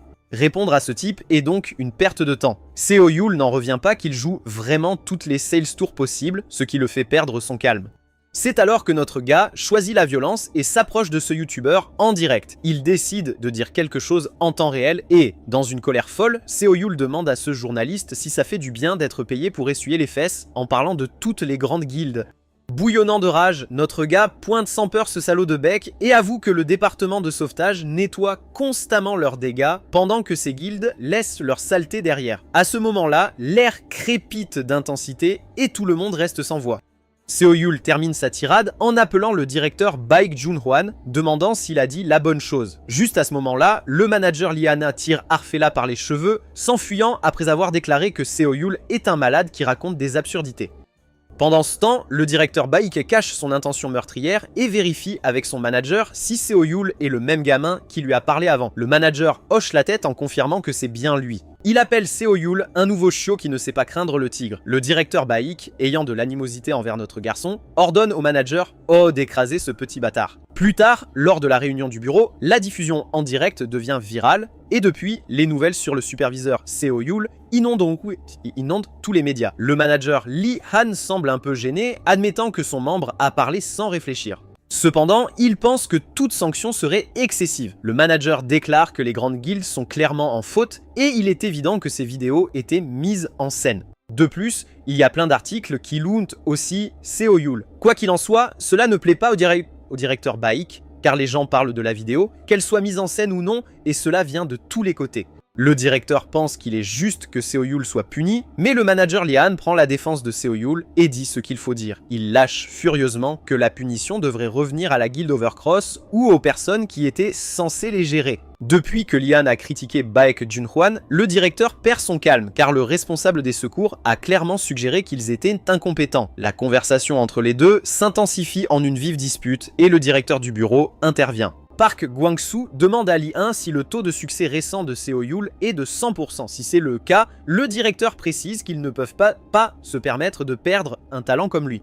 Ils pensent que même s'ils comptent sur l'aide des grandes guildes, ils doivent maintenir la dignité du bureau. En entendant cela, Baek Jun-hwan se demande si le directeur a un plan. Le directeur du bureau est amusé par le tour que les médias et les grandes guildes ont joué. Donc, même s'ils ne peuvent pas les rembourser entièrement, ils doivent répondre en conséquence. Plus tard, notre garçon est convoqué au bureau du directeur Park Gwang-soo pour discuter d'un sujet important. Le directeur prépare du thé pour lui et Seo-yul le complimente, disant qu'il pourrait ouvrir son propre café. Park Gwang-soo va droit au but. Il demande par curiosité si Seo-yul devait repasser le test de rang, quel rang il obtiendrait. Honnêtement, notre ami répond qu'il est possible que le nouveau rang soit différent de son rang actuel. Le directeur le pense aussi, car en se remémorant des événements passés, Seo a accompli des choses qu'aucun des rangs ordinaires ne pourrait faire. Park Gwang-soo mentionne que ce live a été difficile pour eux. Oui aussi, informant Arfela qu'il n'y a pas de pénurie de personnes cherchant à déterrer des informations sur lui. À ce moment-là, Seo-yul regarde le directeur avec suspicion, se demandant ce qu'il essaye de dire. Il suppose que Park veut qu'il révèle ses secrets parce qu'il l'aide. Il semble que Seo-yul soit contraint de répondre aux questions du directeur. Enduit à réfléchissant, Park Gwang-soo, le directeur du bureau de gestion, est un maître de la politique qui occupe son poste depuis longtemps. Cela en tête, notre gars se rappelle ce que le responsable Lee Han lui a conseillé. Lee Han a conseillé à notre ami d'être humble et de parler honnêtement devant le directeur. Il supplie littéralement Seo-yul de ne pas essayer de jouer avec le directeur du bureau pour son propre intérêt, car cela pourrait lui nuire. Notre garçon réfléchit qu'il a suivi les conseils du chef de département jusqu'à présent, mais cette fois, il est un peu hésitant. Il se demande s'il doit aussi parler du labyrinthe. Juste à ce moment-là, sa réflexion est interrompue par le directeur Park qui assure à Seo-yul qu'il n'a pas besoin de révéler à quel point il est devenu fort. Du moins pour l'instant. Mais il souligne que ce qui est vraiment important, c'est que le bureau a besoin de ses pouvoirs. Pour aller droit au but, Park Gwang-soo décide d'envoyer notre gars à la campagne. Plus tard, le directeur de l'Overcross, Baek Jun-wan, termine l'enquête plus vite que prévu grâce au département de surveillance. Il marche ensuite avec le coordinateur Han Si-woo, lui demandant ce qu'il pense du chasseur Seo-yul. Le coordinateur Han estime qu'il est inutile de commenter puisqu'ils sont dans des départements différents. Au lieu de ça, il demande curieusement à Baek pourquoi il se soucie autant d'un simple secouriste. L'animosité du directeur envers Seo-yul est évidente quand il dit qu'il n'y a rien de plus agaçant qu'un nuisible juste devant lui. En entendant cela, le coordinateur réalise que l'hostilité est la raison pour laquelle Baek envoie notre gaz à la campagne. Baek Jun-hwan dit au coordinateur de faire attention à ses paroles et précise qu'il voulait juste que Seo-yul se regarde dans le miroir. Avant que leur conversation ne puisse reprendre, notre gars sort brusquement du bureau de Park Gwang-soo. Le directeur Baek l'appelle et exprime que le destin les réunit même s'ils se détestent. Baek révèle alors que Seo-yul est envoyé à la campagne car il ne pouvait plus garder cette bonne nouvelle secrète. Pendant que le coordinateur Han panique à cette révélation soudaine, Arfela trouve étrange que l'avis officiel ne soit pas encore sorti. Il demande à Baek s'il le suit ou quelque chose comme ça. Néanmoins, Seo-yul assure le directeur de ne pas s'inquiéter pour lui, c'est juste une mission de 6 mois. Avec un sourire, Baek Jun-hwan est surpris de le voir si optimiste. Il mentionne ensuite que le bureau n'envoie que le chef de département ou un supérieur, soulignant que le bureau se débarrasse simplement de Seo-yul. Alors que le directeur essaie d'humilier notre gars et lui dit de faire face à la réalité, notre ami lâche une autre bombe que même le coordinateur Han n'est pas au courant. Il révèle qu'il a été promu de la 8e à la 6e classe, annonçant fièrement qu'il est maintenant un agent senior avec une double promotion. Seo-yul rabaisse cette promotion devant le directeur Baek, le laissant sans voix. Pour énerver encore plus le vieux, il souligne que Baek Jun-hwan ne semble pas heureux de sa promotion, le remarquant à son expression impassible. Le directeur essaie de garder sa haine sous contrôle et le félicite. C'est juste qu'il ne s'attendait pas à ce que le bureau donne des promotions à des caprices comme Seo-yul. Alors que ce vieux se moque de notre gars, Seo-yul répond que cela montre à quel point le bureau est désespéré de garder de vrais talents comme lui. Avec un sourire, notre chasseur comprend la frustration du directeur, car les choses ne se sont pas passées comme prévu. Cette plaisanterie devient un peu trop personnelle, et une intention meurtrière s'installe entre les deux. Le coordinateur Han s'inquiète en ressentant l'étincelle vengeresse qui s'embrase entre eux et les arrête. Le directeur Baek réagit en réalisant qu'il a perdu le fil un instant. Juste à ce moment-là, le directeur part avec le coordinateur. En s'éloignant, notre gars décide de dire ce qu'il pense une dernière fois en donnant un conseil au directeur. Seo-yul fait comprendre à Baek que sa tentative de briser notre ami en changeant son emplacement était une erreur, car peu importe où il l'envoie, son travail de chasseur de secours ne change pas. Ces mots ont frappé Baek Jun-hwan comme une flèche et la rage le submerge alors qu'il frappe frénétiquement le mur jusqu'à ce qu'il se fissure. Il ne pouvait pas tolérer des nuisibles comme Seo-yul. La scène nous amène ensuite au directeur Park Gwang-soo où nous assistons à un flashback de sa conversation avec Seo-yul. Il explique que la mission de 6 mois peut sembler une rétrogradation ou un exil en surface, mais ce n'est pas le cas. Le directeur souligne que notre garçon doit montrer des résultats là-bas, sinon les étrangers s'en mêleront. Park Gwang-soo remarque que Seo-yul semble préoccupé. C'est alors que notre gars demande au directeur de l'envoyer là où il est vraiment nécessaire. Ces mots marquent le directeur qui ne peut pas croire que Seo-yul dise cela dans une telle situation. Cela lui fait penser que notre gars est différent. Pendant ce temps, dans le département de secours, le chaos éclate quand l'équipe apprend que Seo Yul a été promu au poste d'officier senior et qu'il est envoyé à la campagne dans un jour. Mais le manager Lee Han était déjà au courant. Un membre panique car il ne peut pas imaginer leur mission de secours sans leur gars principal, Seo Yul, mais le directeur déclare qu'ils doivent juste faire leur travail comme d'habitude. Néanmoins, Lee Han informe l'équipe que le gamin Seo Yul a pris une semaine de congé avant de partir. Alors il leur demande de l'appeler pour voir s'il vient au dîner d'équipe. Le gars appelle Seo Yul et découvre qu'il est occupé à faire des devoirs en retard. Eh bien, les devoirs semblent être de la paperasse facile, mais les devoirs de notre gars s'avèrent être une quête d'extermination, pour éliminer un nid de guêpes. Notre fella trouve une excuse, disant qu'il fait des corvées, laissant ses coéquipiers dans l'embarras. Seo Yul réalise qu'il ne reste que 3 jours avant la fin de la quête. Il ne s'y attendait pas, mais la reine est déjà en train de produire ses soldats. L'armée de guêpes s'approche de lui, mais cela n'inquiète pas notre garçon car au final, il doit juste tuer la reine. Alors que Seo Yul pense qu'il affronte des guêpes ordinaires, il se rend compte du contraire en voyant des guêpes de type SM qui piquent comme des balles. Notre fella est débordé car les essaims demandent beaucoup d'énergie à créer et la reine évite généralement de les produire, mais ce n'est pas le cas ici. Il se demande si la reine avait déjà préparé cela. Cependant, mettant toutes ces hypothèses de côté, notre garçon décide de ne pas perdre plus de temps, sinon il sera rapidement entouré par l'ennemi. Avant que cela n'arrive, Seo Yul utilise les pièges du labyrinthe pour gérer les essaims pendant que sa sphère déséquilibre l'ennemi. Pendant que les guêpes sont distraites par la sphère, notre fella profite de cette occasion pour atteindre le nid et trouver la reine. Cependant, il est attaqué par les guêpes qui changent soudainement de comportement. Sceptique, Seo Yul déduit que ces guêpes s'accrochent au sol pour éviter l'attraction de la sphère, mais une autre raison pourrait être qu'elle protège avec la reine. Notre personnage principal raconte alors que la reine l'observe depuis tout ce temps. Assez étrange, notre garçon se sent honoré que la reine utilise toute cette petite intelligence juste pour le tuer, mais il a son propre plan. Comme il ne peut pas faire réapparaître les monstres du labyrinthe maintenant que le boss est mort, notre héros a un ultime coup à jouer. Avec cela, Seo Yul ouvre le chemin vers le labyrinthe, attirant tous les monstres au minimum, puis prévoit de s'échapper aussi vite qu'il le peut. Ainsi, il se fraye un chemin à travers les essaims et utilise sa sphère pour enfin attraper la reine qui se cache depuis un moment. La reine, enfin visible, mais son nid est impénétrable. Peu après, notre gars remarque que les phéromones de la reine deviennent intenses, prédisant qu'elle envoie un signal au reste de son essaim. Pour confirmer, Seo Yul active son 6e sens quand soudain une énorme abeille apparaît et l'attaque. Il s'avère que le sceptre de la reine appelait son arme ultime, Winglash.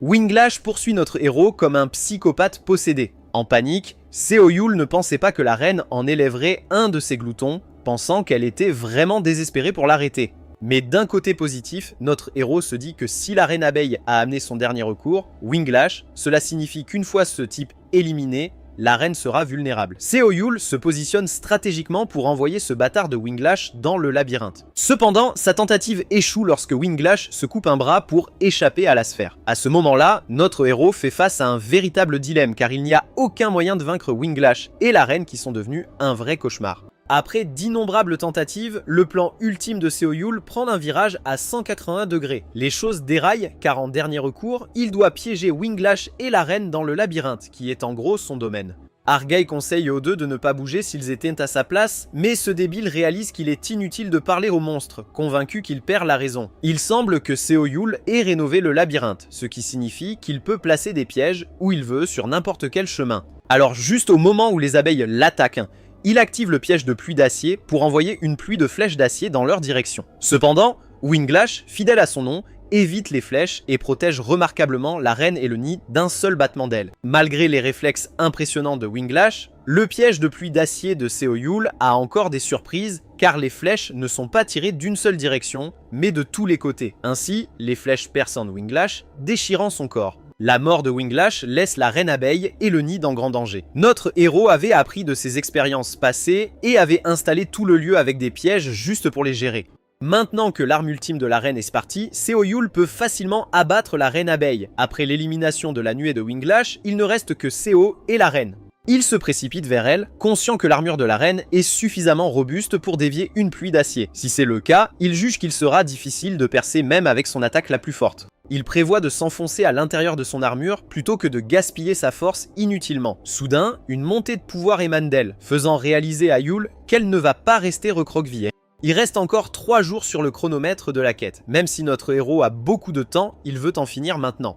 Il croit que s'il quitte le labyrinthe juste parce qu'il a du temps devant lui, cela semblera qu'il s'est enfui. Sur ce, il lance le bloc de piège explosif. Ensuite, il prévoit de libérer une attaque très puissante, mais c'est un art martial avec une force destructrice tout aussi puissante. Il a l'impression que s'il va utiliser cette technique pour la première fois, il devrait l'utiliser contre la reine. En utilisant la technique Lotus Cramoisi, notre chasseur termine la quête. Pendant que le système le félicite d'avoir vaincu le sceptre de la reine, notre protagoniste se rappelle avoir sauvé beaucoup de gens jusqu'à présent. Pourtant, au final, il n'était qu'un faible incapable face à de véritables monstres puissants. C'est pourquoi il est de nouveau certain aujourd'hui qu'il ne fuira plus. Il est informé que les récompenses de la quête sont envoyées dans son inventaire. La récompense qu'il reçoit est un dard empoisonné, un objet rare avec 12% de vitesse d'attaque en plus. Sio prévoit de l'utiliser selon la situation, mais il se concentre davantage sur un autre objet qu'il a reçu, la gelée royale du sceptre de la reine. La gelée royale du sceptre de la reine modifie votre constitution pour augmenter considérablement la sensibilité au mana. Cependant, cela a des effets secondaires. Lorsque Yule sort un piège, le mana est automatiquement consommé. Ainsi, à mesure que le nombre de pièges augmente, il doit aussi augmenter son mana maximum. En prenant une bouchée de la gelée royale, une quantité écrasante de mana concentré commence à circuler autour de son corps. On se sent corps. Sio est déterminé à ne pas laisser cela se perdre après tout ce qu'il a fait pour l'obtenir. Il doit faire circuler le flux de mana avec sa respiration et forcer ses vaisseaux sanguins à accepter le vrai chi. Ainsi, notre héros se transforme avec succès en une constitution spéciale. Il sent immédiatement que ses sens corporels se sont intensifiés. Tout cela grâce à un seul morceau de gelée royale. Les statistiques révèlent que son mana a augmenté de 390 points et c'est exactement pourquoi il a risqué sa vie dans ses quêtes à haut risque. Il ne peut s'empêcher de se demander quels seront les effets secondaires, mais il décide de l'ignorer et de se concentrer plus tard. Ensuite, il commence à incorporer les nouveaux monstres du labyrinthe. Les seuls monstres restants dans le labyrinthe sont quelques gobelins rouges, ce qui fait réaliser à Sio que peu importe sa force, il y a une limite à ce qu'il peut faire seul. Il décide donc de réapprovisionner les monstres. Un nouveau piège appelé lac de décomposition est débloqué en vainquant le sceptre de la reine. Si vous immergez le corps d'un monstre ou d'un chasseur éveillé dans le lac, le XP ou les traits du corps sont transférés à un monstre désigné du labyrinthe. Les œufs dans la ruche ont maintenant été incorporés comme monstres du labyrinthe. Notre protagoniste choisit l'œuf qui semble plus gros que les autres, et en fait le boss le nommant Vespa. Il promet de lui apporter de délicieuses proies à partir de maintenant. Plus tard, nous voyons Jongmin et Seo profiter de la friandise donnée par Lee Jong-hye. Jongmin a laissé échapper qu'elle doit être secrètement inquiète de la demande dangereuse de Yule, ce à quoi Yule se demande pourquoi elle est en retard si c'est vraiment le cas.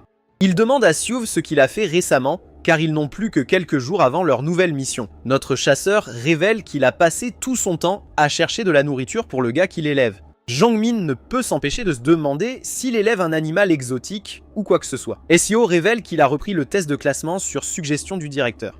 Son camarade chasseur lui fait savoir qu'il est le plus grand bizarre parmi leurs pairs. Après l'avoir ignoré un moment, Jongmin demande enfin à Yule s'il ressent aussi que tout le monde le fixe. Seo est totalement d'accord, se demandant en plaisantant si son pote est devenu plus beau pendant ses vacances. Jongmin, peu importe comment il le voit, ne pense pas que ce soit le cas. C'est à ce moment-là que Jongye arrive, demandant s'ils ont déjà cuisiné toute la viande. Yule remarque qu'elle est assez sans gêne pour quelqu'un qui est en retard et lui confie la tâche de cuire le reste de la viande. Ces mots sont interrompus lorsqu'il remarque soudainement que le nez de Jongye saigne. On dirait que Jongye ne se sent pas très bien alors qu'elle tente de cuire la viande, les yeux complètement fermés. Jongmin insiste pour cuire sa propre viande, mais elle refuse en disant que leur Nuna va la griller pour eux aujourd'hui, à quoi Jongmin lui dit de garder au moins les yeux ouverts en le faisant. Seo lui demande de lui passer les pinces à la viande car elle le rend nerveux et le grill devient trop chaud. Jongye ouvre un œil pour le regarder, mais pour une raison inconnue, Seo Yule lui semble incroyablement sexy. Ne pouvant plus le supporter, elle cogne sa tête sur la table, s'évanouissant. Notre gars est complètement perplexe, se demandant ce qui ne va pas chez elle et pourquoi elle agit ainsi. En même temps, une femme à une table voisine s'approche de lui pour dire quelque chose, mais Seo s'excuse avant de lui demander d'appeler une ambulance pour son ami. La femme, sans hésiter, demande plutôt son numéro de téléphone, le laissant dans l'incrédulité totale. Il ne peut s'empêcher de se demander si elle est vraiment sérieuse compte tenu de la situation.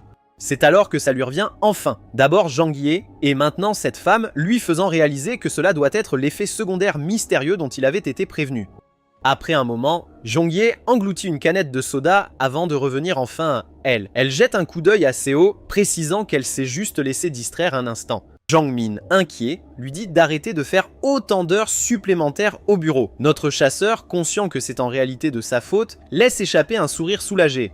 Il semble que la constitution spéciale qu'il a acquise grâce à la gelée royale, l'aura de fleurs de pêcher tardive, fonctionne comme une reine abeille, contrôle ses ouvriers avec des phéromones. Yul n'avait pas réalisé que cela avait l'effet secondaire passif d'attirer le sexe opposé. C'est pénible, mais il pense qu'il va devoir faire très attention maintenant, car s'il ne reste pas concentré, les phéromones continueront à se répandre automatiquement. Ses pensées sont interrompues lorsque Jong-ye avoue soudainement qu'elle pourrait en fait être tombée amoureuse de lui à ce moment-là. Pensant que son cœur ne s'emballe pas juste parce qu'elle est fatiguée, Seo lui lance un regard étrange avant de lui dire qu'elle doit vraiment voir un médecin. Il commence à plaisanter et au milieu de ce rire partagé, notre chasseur réalise que ça fait longtemps qu'il n'a pas eu une journée paisible comme ça. Il s'est tellement concentré sur le fait de devenir plus fort qu'il pense mériter une journée de paix, au moins aujourd'hui. Car une fois qu'il sera à son nouveau poste, il n'y aura plus de paix pendant un moment. Pendant ce temps, dans le bâtiment du département de sauvetage des chasseurs, le médecin remet les résultats des tests de CO. Réévaluation de rang au chef. Le chef apprend que c'est une magnitude de 7,5. Et puisque le seuil de rang S est de 7,8, Yul opère donc au même niveau qu'un chasseur de rang S. Le médecin pense que rien qu'en fuyant ces données aux médias, cela ferait des merveilles pour la réputation publique du bureau. Le chef, en revanche, sous-entend qu'il devrait garder cela strictement entre eux. Et lorsqu'on lui demande pourquoi, il déclare qu'il ne veut pas accabler Seo avec trop de lumière médiatique pour l'instant. De plus, il pense qu'au bon moment, sa véritable force se révélera d'elle-même. La scène passe ensuite au navire où notre protagoniste pousse un soupir de soulagement. Il s'avère qu'il était poursuivi par son manager jusqu'au quai parce qu'il est parti sans finir son rapport final. Néanmoins, Seo, après avoir regardé autour du pont, trouve étrange qu'il n'y ait presque personne à bord d'un navire de cette taille. Juste à ce moment-là, un jeune garçon s'approche de lui, lui demandant s'il se rend aussi à l'île Ulengdo. Yul lui dit qu'il y va, curieux de savoir pourquoi le garçon a demandé. L'enfant explique qu'il ne voit presque jamais de nouvelles personnes sur ce navire, d'où sa question. Seo lui demande s'il prend souvent ce navire, et c'est alors que le garçon révèle qu'il le prend à l'anniversaire de la mort de ses parents pour visiter leur tombe avec sa grand-mère. Notre gars ne peut s'empêcher de le plaindre, à quoi le garçon assure rapidement que ça va, car cela fait très longtemps. Quoi qu'il en soit, il avertit Yul de faire attention à Ulengdo car c'est un endroit incroyablement dangereux, même s'il y vit lui-même. La grand-mère s'approche alors d'eux en demandant au garçon Jiho s'il a quelque chose à boire, ce à quoi il lui passe facilement sa boisson préférée. Seo est surpris de voir à quel point le garçon est remarquablement mature malgré son jeune âge. Ulengdo est connu pour être l'une des zones à haut risque où des portails actifs apparaissent fréquemment malgré la petite taille de la Terre, mais il n'y a pas assez de chasseurs éveillés stationnés pour les gérer correctement. C'est pourquoi ces évaluations de sécurité sont au plus bas depuis des années consécutives, et même les subventions gouvernementales ont apparemment été coupées. Malgré cela, la raison pour laquelle les résidents ne partent pas, c'est simplement parce que c'est chez eux. Soudain, le navire est attaqué par un gigantesque poulpe et en même temps, notre garçon reçoit une notification pour exterminer le kraken avant qu'il ne se réveille complètement de sa profonde hibernation. La quête d'urgence vient avec des restrictions strictes et la pénalité en cas d'échec est également incroyablement sévère. Notre garçon, en apprenant cette quête soudaine, réalise que le système lui dit essentiellement qu'il ne peut pas quitter la zone de l'île tant qu'il n'est pas mort, mais Seo ne prévoyait de toute façon pas de partir, pas tant qu'il n'aura pas complètement résolu le problème. Pendant ce temps, dans la branche du bureau d'Ulengdo, le rapport de performance du département de sauvetage est en train d'être conclu. Le responsable de la branche, cigarette à la main et Cars dans l'autre, apprend qu'il n'y a aucune différence dans les progrès de déblaiement par rapport au mois dernier. Il demande à son assistant de maintenir la situation et de retourner au travail une fois le rapport terminé. Un gars qui s'avère être le frère cadet du responsable, Do Yeon, lui rappelle que le poste de chef des secours devait lui être attribué. C'est alors que son frère lui révèle qu'à la demande directe du chef Baek Gwang-soo, un nouvel arrivant demain a pris sa place. Le responsable révèle en plus que le nouvel arrivant est le même qui a récemment eu des problèmes avec la guilde Overcross. Son frère, furieux, se demande si le directeur Baek Junhwan l'a envoyé ici pour les espionner, mais ce n'est pas le cas. Néanmoins, le superviseur déclare qu'Overcross et eux s'entraident, donc ils doivent veiller aux intérêts mutuels. Il conseille donc à son petit frère d'accueillir chaleureusement notre gars à son arrivée demain. De plus, il déclare secrètement que si Do-hyun le fait disparaître complètement de l'île, ils recevront une énorme récompense d'Overcross et le poste de chef des secours sera à lui. Dans un bref flashback, le chef du siège avertit Seo des nombreux problèmes systémiques auxquels Ulleung-do fait face, mais le premier gros problème qu'il mentionne concerne le responsable de la branche des secours, Cha Seok-hyun. Il garde un œil attentif sur le département des secours. On révèle qu'il confisque les précieuses pierres de mana que le département récolte sur les monstres tués et qu'il empoche tout le profit, mais le siège ne peut pas facilement le renvoyer car il a trop de soutien politique et chaque personne envoyée pour le remplacer finit par quitter avant même de s'installer. Le chef se sent impuissant car même si tout le monde sait que Seok-hyun est profondément corrompu, il parvient à maintenir le réseau de défense de l'île. C'est pourquoi il compte beaucoup sur Seo. Il lui fait savoir qu'il n'annoncera même pas publiquement combien de temps Yule restera là, affirmant qu'il va tirer quelques ficelles bureaucratiques de son côté aussi. En résumé, le chef dit à Yule que toute la dynamique de pouvoir de l'île dépend entièrement de ses résultats.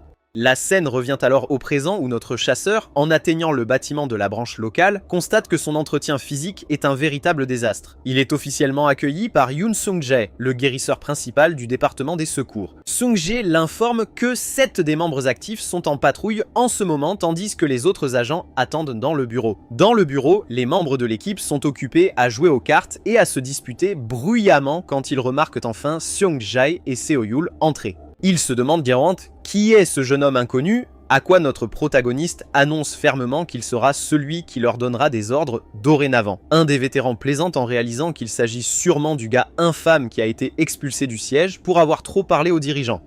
Il offre moqueusement à Yule un verre pour l'accueillir dans l'équipe et les autres l'encouragent jusqu'à ce que Yule lance soudainement la bouteille avec une force immense, la faisant éclater et déverser son contenu sur la table de cartes. Il s'adresse alors rigidement à tout le monde en leur annonçant qu'ils vont nettoyer toute cette installation jusqu'à ce qu'il n'y ait plus une seule poussière. Le même gars qui avait plaisanté auparavant devient instantanément furieux, maudissant Seo alors qu'il s'apprête à se battre avec lui, mais Cha Do-hyan, le frère du responsable de la branche, intervient pour l'arrêter. Il dit à Yule qu'il comprend qu'il est excité par sa promotion soudaine, mais lui fait savoir qu'ils ont une certaine manière établie de faire les choses sur cette île.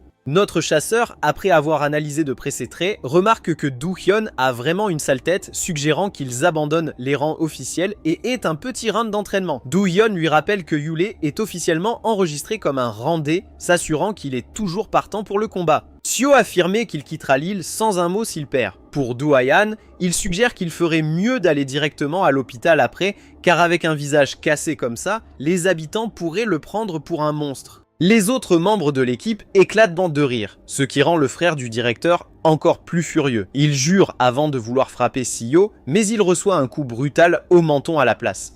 Il grogne de douleur, alors que Yule lui dit que c'est la dernière fois qu'il utilisera ses poings sur lui, car après ça, Do-hyun n'osera plus jamais lui répondre. Do-hyun se jette sur lui dans une rage, mais il est frappé encore et encore par les contres précis de Seo jusqu'à ce qu'il soit enfin silencieux au sol. Maintenant que le plus rebelle des bureaux s'est tu, Seo demande aux autres s'il y a quelqu'un d'autre qui veut en découdre. Les chasseurs restants sont profondément intimidés, n'osant pas défier la vitesse physique monstrueuse de Seo. Alors qu'il reste figé, il ordonne calmement au guérisseur de s'occuper du sale type. Dans un autre bâtiment, on voit le directeur, Cha Seok-hyun, occupé à jouer aux cartes quand un subordonné se précipite vers lui pour l'informer de quelque chose. Seok-hyun lui rappelle avec colère qu'il lui a explicitement dit de ne pas déranger son jeu. Le gars s'excuse rapidement, révélant que la situation est urgente. Il murmure la nouvelle de la défaite de son frère à l'oreille de Seok-hyun, le prenant complètement par surprise.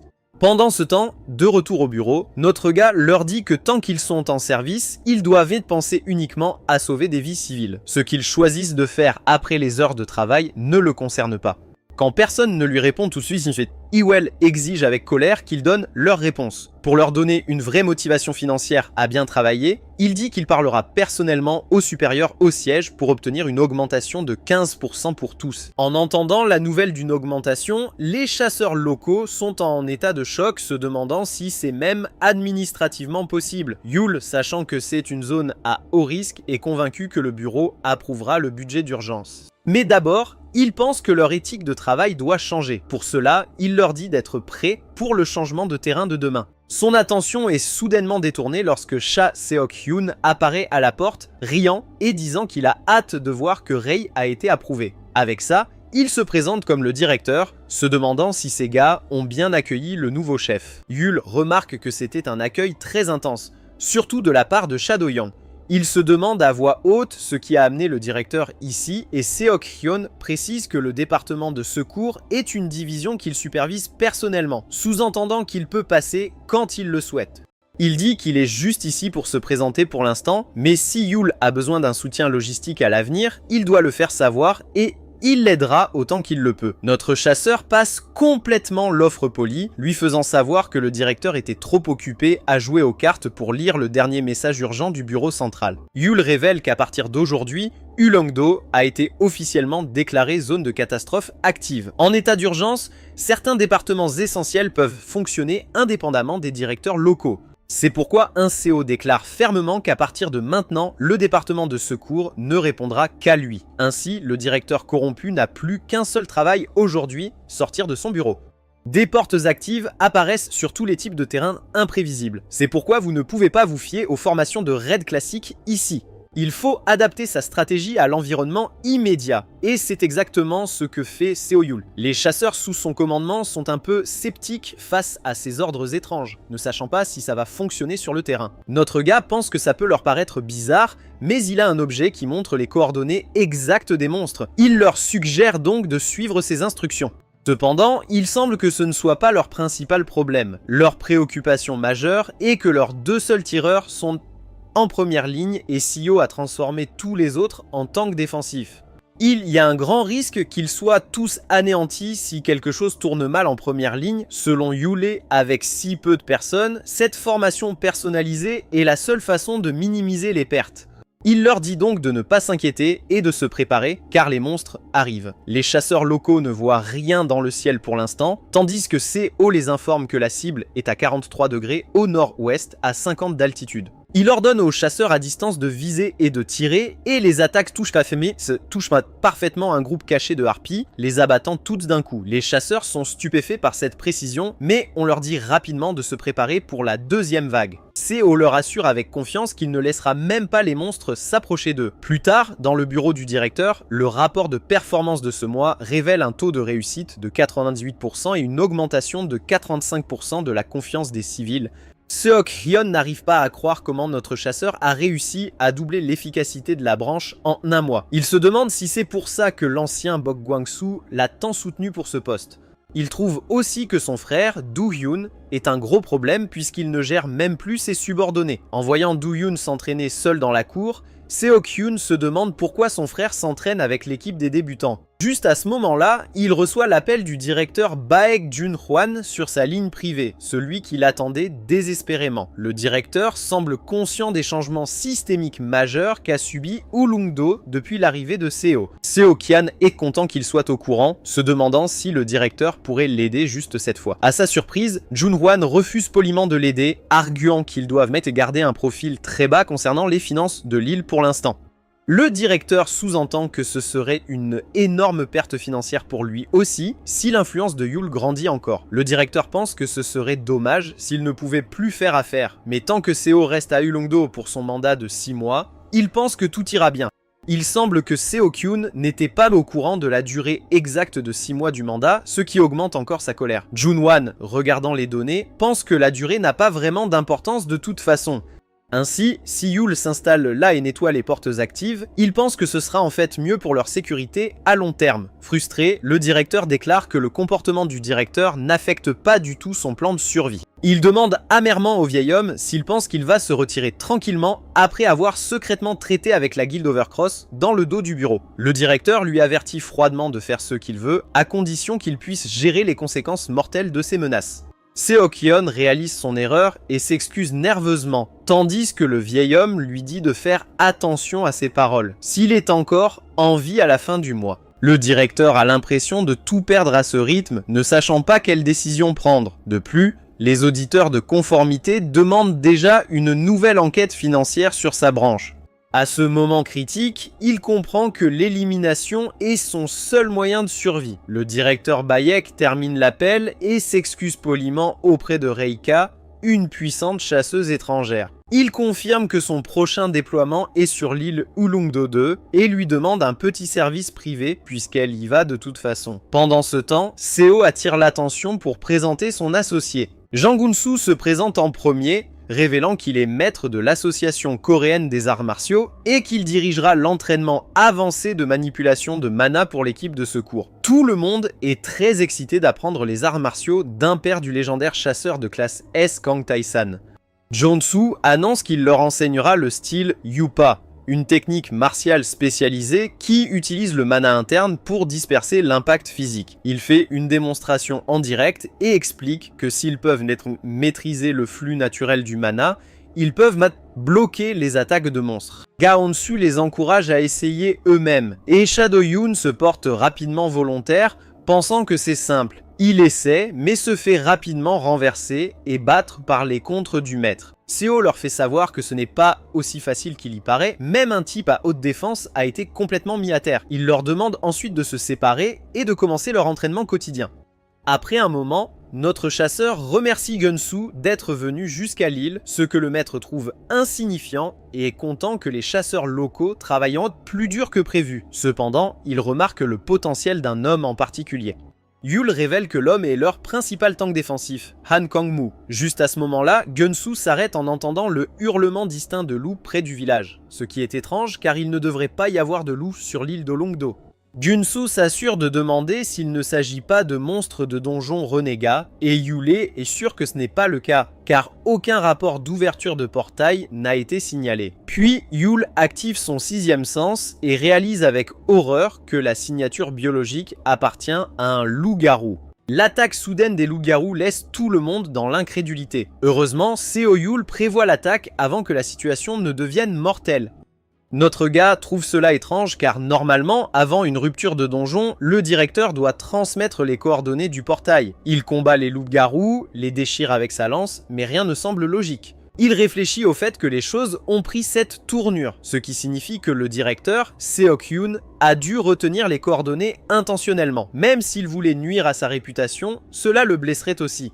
Notre garçon suppose que ce directeur n'a même pas pensé aussi loin et décide de s'en occuper plus tard. Pour l'instant, il se concentre sur les loups-garous et active son trait de labyrinthe niveau 3. C'est à ce moment-là que les monstres sont libérés du labyrinthe pendant que Seo Yule vise à intercepter l'ennemi. Pendant ce temps, au refuge numéro 2 d'Olongdo, le service de secours protège la porte et soigne les travailleurs blessés. Les violents loups-garous essaient de forcer les portes du refuge et le gars avertit le secouriste, Sung-jae, que la première barrière de défense est sur le point de céder. Sung-jae panique car la première barrière s'est brisée trop tôt. Le chasseur ordonne alors à Sung-jae de se mettre derrière la deuxième barrière, car les loups passent en plus vite que prévu. Il suggère ensuite qu'ils sortent par la sortie de secours et essaient un autre refuge. Cependant, Sung-jae insiste sur le fait que la situation sera la même ailleurs, et puisque le manager n'est pas là, c'est à eux de gérer ça. Alors que les loups s'apprêtent à entrer, Seo, malgré les risques, devient déterminé à gérer la situation. Pour réfléchir rationnellement, même le manager, Seo Yule, ne peut pas protéger le refuge seul car les 4 refuges ont été attaqués par les loups-garous. Pour cette raison, Seo Yule a laissé les chasseurs s'occuper des refuges pendant qu'il allait stopper la porte. L'autre chasseur de secours a l'impression qu'ils vont mourir ici, mais Seo Yule lui dit de ne pas s'inquiéter car ils ont des compétences d'attaque de base suffisantes pour survivre. Sung-jae se rend compte qu'il a commencé à ressentir de l'espoir dans le service de secours après l'arrivée du manager Seo Yule. C'est précisément pour cela qu'il a donné le meilleur de lui-même lors des séances d'entraînement. Avec cela, les loups se précipitent à l'intérieur, brisant les portes, tandis que Sung-jae se sent motivé car il n'est plus la même personne qu'avant. Une vague d'énergie le traverse, et il est prêt à combattre les loups de front. Et juste comme ça, Sung-jae porte un coup avec l'arme qui transperce le monstre. Au contraire, quelque part à Ulongdo, la fille Reika, soupçonnée d'être envoyée par Baek Junhwan, est poursuivie par un loup. Alors que le loup l'attaque, Reika sort son épée. Cependant, à ce moment-là, Seo Yule apparaît soudainement, tuant ce loup d'un seul coup de lance. Il est attaqué par un autre loup, mais les abeilles du labyrinthe attaquant le loup, lui arrachent la tête. L'assassin, Reika, est témoin de la scène qui mérite des éloges. Elle observe que notre garçon est un éveillé et un puissant en plus. Elle est surprise qu'un éveillé comme ça soit même ici. Juste à ce moment-là, notre garçon s'en va et suggère à Reika de se rendre au refuge au lieu de se battre. Comme Seo Yule est débordé de travail, il file vers le prochain endroit. Notre gars, suivi de son armée de labyrinthe, remarque que la porte a disparu. Il a utilisé son mana, mais faire sortir les monstres du labyrinthe a donné un bon résultat contre les loups-garous. De plus, Seo débloque une nouvelle compétence, labyrinthe d'illusion. Avec cela, notre garçon se dirige pour aider les autres quand soudain il s'arrête après avoir entendu un hurlement résonner à travers l'île. Comme le rugissement est si assourdissant, il soupçonne que c'est le monstre boss. Pendant qu'il combat la meute, Seo Yul se demande ce que veut le boss. Les choses vont devenir dangereuses si l'équipe croise ce monstre. Seo Yul ordonne à ses soldats de se diviser et d'aider les abris. Notre héros pense qu'il est temps de sortir son arme secrète du labyrinthe, une énorme guêpe, Vespa. La scène change pour montrer le navire où les habitants sont terrifiés. Le chasseur sent une intention malveillante s'approcher. C'est alors qu'un scénario inexplicable se produit. Le loup géant attaque le chasseur. Shadow Yoon regrette d'avoir pris un rôle qui ne lui convient pas, ayant failli y laisser sa peau. En voyant le loup boss détruire le navire, il comprend que son but est d'empêcher les habitants de fuir. Le loup boss possède une force terrifiante, prêt à écraser le chasseur. Si c'est le cas, le chasseur accepte déjà qu'il va mourir, et il n'a qu'une chose à faire. Il distrait le loup boss pour que les habitants puissent fuir. Le chasseur active alors la compétence provocation de fureur, pensant qu'il a été trop clément avec ce sale boss. En réalité, Shadow Ion essaie juste de gagner du temps pour que les habitants s'échappent. Mais en une seconde, le boss lui porte un coup qui l'envoie voler. Le loup boss attrape Shadow Ion qui traverse l'enfer. À ce moment, il se remet en question. Pourquoi a-t-il essayé de changer et de choisir la gentillesse plutôt que l'insouciance? L'ancien lui serait resté bien au chaud dans un abri. Cependant, dans son esprit, une vision se dessine où ses efforts en tant que chasseur sont reconnus pour avoir sauvé un enfant. C'est ce moment qui a touché son cœur. À ce moment-là, l'homme se sent revigoré et se libère en tranchant les doigts du monstre. Juste avant que le boss ne le déchire, le labyrinthe s'ouvre soudainement. Le labyrinthe s'active avec un éclat jaune et en une seconde, ils entrent dans le domaine de Seo Yul. Il s'avère que Sha est aussi entraîné dans le labyrinthe. Il est stupéfait, pensant que c'est un donjon. Peu après, Seo Yul apparaît, impressionné par sa capacité à attirer quelqu'un sans se faire. De l'autre côté, Shadow Yeon reconnaît la voix et voit son chef, Seo Yul. Le chasseur exprime son étonnement et réalise rapidement que notre héros a créé ce domaine. Eh bien, notre gars n'est pas ravi de le voir et l'assomme parce qu'il a vu quelque chose qu'il n'aurait pas dû. Cependant, Seo Yul rencontre le loup boss et décide de se retirer. À partir de maintenant, notre héros sera l'adversaire. Le chasseur qui se bat est sur le point de s'effondrer, ses bras tremblent et ses jambes ont déjà lâché. La situation semble devenir incontrôlable. Le chasseur de secours a poussé ses limites, mais il pense qu'il n'a pas eu le temps de devenir fort. Juste au moment où les loups-garous s'apprêtent à déchirer Seong-jae, l'armée de Seo Yul arrive à temps, décapitant l'ennemi un par un. Les chasseurs n'en croyaient pas leurs yeux en voyant le monstre abeille vaincre l'ennemi en un instant. Pendant ce temps, dans le labyrinthe, Seo Yul combat le monstre boss, admettant que ce loup-garou est le plus fort qu'il ait rencontré. Seo Yul, sachant qu'il déclenche les pièges, déduit que le boss esquive activement les attaques, ce qui signifie qu'il est totalement concentré. Notre gars comprend. Le boss essaie de se méfier des pièges, mais le loup-garou a totalement oublié d'autres dangers. C'est alors que Seo Yul utilise son ultime compétence, le cœur briseur de flammes, et une torrent de flammes éclate. Maintenant que la porte est fermée et le boss vaincu, il ne reste plus qu'à nettoyer les traînards. D'un autre côté, les subordonnés de la division de surveillance essaient d'appeler le chef de branche, car le siège l'appelle. Mais la situation semble échapper à tout contrôle. Ils n'ont d'autre choix que d'entrer dans la chambre sans prévenir. Il sait tout sur les manigances du responsable et comme la situation a été résolue sans aucune victime, il pense que démissionner mettra fin à tout ça. Il s'avère que le directeur de la branche a été brutalement assassiné, trempé de sang sur la chaise. Alors que tout semble normal, un nouvel incident s'est produit. Ils ont trouvé le directeur de la succursale, Chae-yoon, mort dans son bureau. Un subordonné suppose qu'il a pu être tué par un loup-garou, mais Seo Yul affirme que la scène est trop propre pour ça. De plus, le directeur Cha Seok-yoon était un chasseur de rang B capable de neutraliser un loup. Cela les amène à suspecter que le coupable est humain, soulevant une question plus grande. Qui est le meurtrier? Seo-yul, voyant que seuls les pouces du directeur ont été soigneusement tranchés, déduit que le meurtrier était probablement un assassin professionnel. Mais pour tuer un éveillé, il faut utiliser de la mana. Avec tous ces détails en tête, notre gars prévient le département de surveillance qu'ils vont être occupés, mais avant cela, Seo-yul leur demande de lui apporter les entrées et sorties de l'île de la semaine dernière. La scène passe à la fille assassin, Reika, attachée par des cordes, et une voix anonyme lui dit de ne pas penser à la liberté et de mettre de côté ses émotions. La voix souligne que la seule raison pour laquelle Reika existe, c'est pour lui, le chef de cette famille. Nous voyons alors une silhouette noire menaçante. Il avertit la fille qu'il n'y aura pas de seconde chance, l'appelant Sanagimika. Juste à ce moment-là, la fille se réveille en sursaut après ce cauchemar, réalisant qu'il y a longtemps qu'elle n'a pas rêvé. La scène revient ensuite à l'île du Longdo, où le subordonné informe Seo-yul que la nouvelle du meurtre de Cha Seok-yoon s'est déjà répandue parmi les habitants.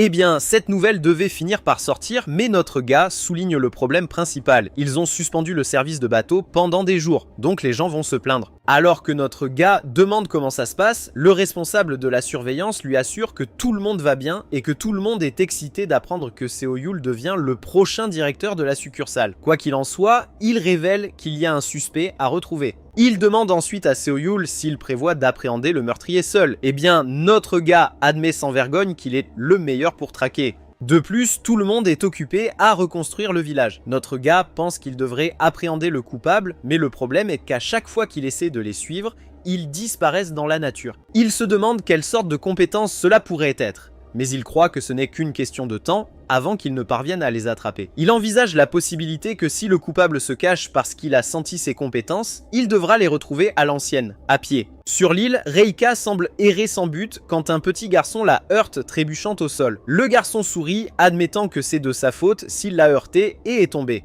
En voyant les enfants si énergiques, le sourire de Reika s'efface et les souvenirs hantés de son passé affluent. Pour quelqu'un comme elle qui n'a fait que tuer depuis l'enfance, il est naturel que de beaux souvenirs n'existent pas. Cette silhouette menaçante, chef de la famille de Reika, lui dit de ne pas envier les enfants car elle n'a de toute façon aucune échappatoire. Il conseille à Reika de ne pas se soucier des émotions. Soudain, une aura sombre apparaît et elle décide de faire ce pourquoi elle est née. Alors que la nuit tombe, le monstre abeille de Seo-yul repère Reika près de la mer. Mais aussi aiguisée soit cette fille assassine, elle sent immédiatement la présence du monstre. L'abeille attaque Reika qui réalise que ce monstre appartient à Seo-yul.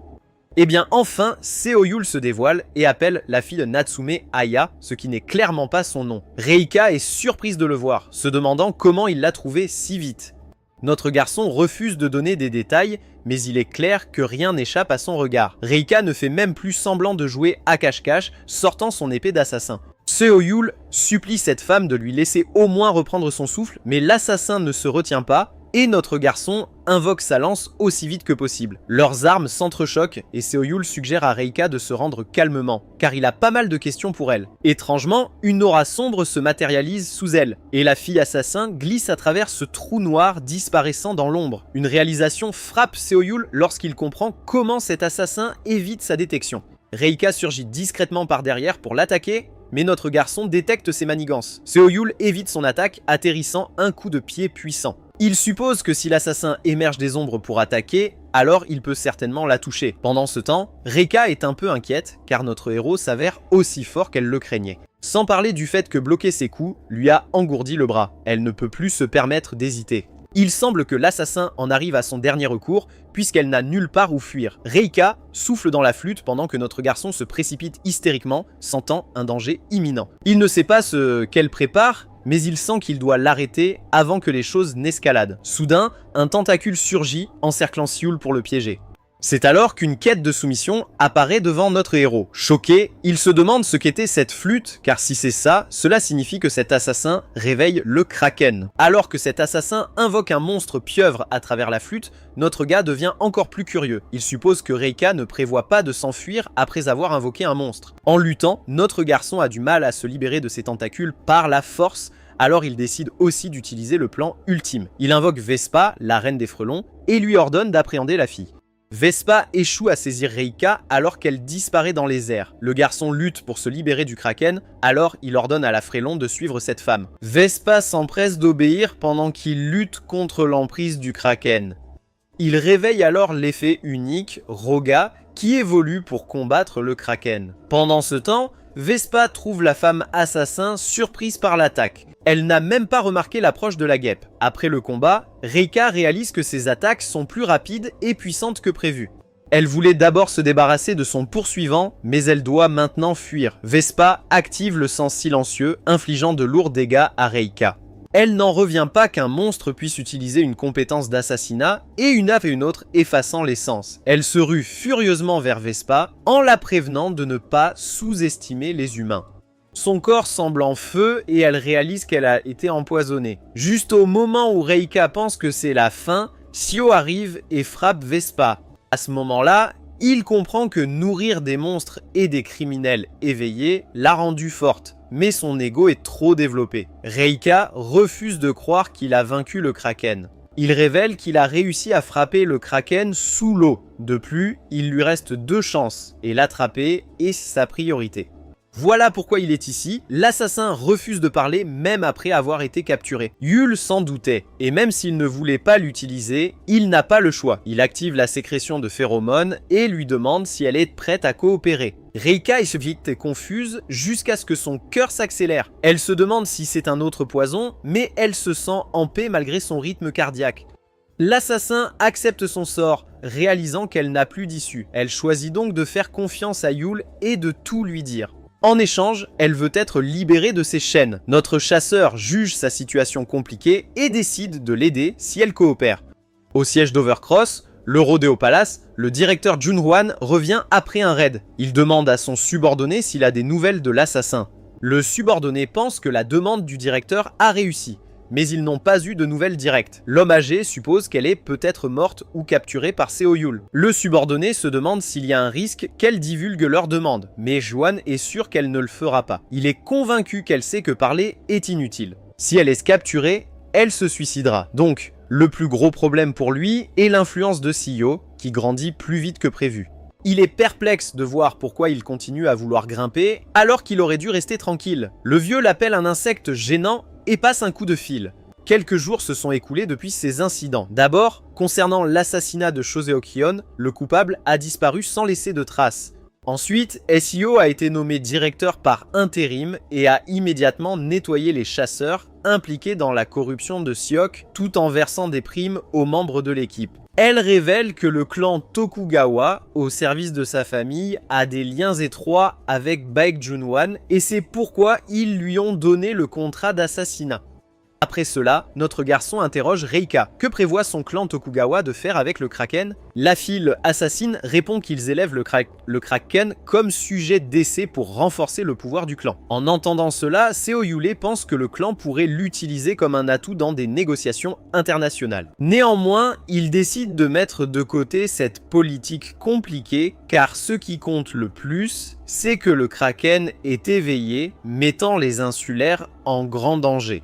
Pourtant, il ne lui fait pas de cadeau, car si Reika obéissait juste à l'ordre de son clan, ses péchés de meurtre ne sont pas effacés. Donc, tout en l'aidant, Seo Yul prévoit aussi de la punir. L'assassin accepte d'accepter toute punition qu'il lui infligera. À partir de là, Arfela lui ordonne de suivre ses instructions et de sauver autant de personnes que possible. C'est la punition de Reika, car tout ce qu'elle a fait dans sa vie, c'est tuer sans réfléchir, et maintenant, c'est un vrai test pour elle de sauver des vies, même si elle ne le veut pas. Reika décide de suivre l'ordre de Seo Yul pour sauver des vies, ce qui surprend notre gars par la rapidité de sa décision. Ainsi, pour sa vraie liberté, notre garçon commence par changer le nom de Reika. Peu après, notre directeur est interrompu par Hunter Seongji qui entre en hurlant, révélant qu'un Kraken est apparu. L'éveil du Kraken fait la une des infos et tous les résidents en parlent. Seo Yul est un peu frustré car il prévoyait de se dépêcher pour contrôler la situation, mais tout avance plus vite que prévu. Pendant ce temps, Seongjae se sent étrange car il n'aurait jamais pensé que le monstre dans les eaux voisines serait un Kraken. Cela le pousse à se demander qui savait que c'était un Kraken. À ce moment-là, le directeur Baek Junhwan apparaît à la télé, refusant la demande du gouvernement d'éliminer le Kraken. Avec un sourire, Baek Junhwan dit qu'il enverra du soutien si Oolong-do le demande.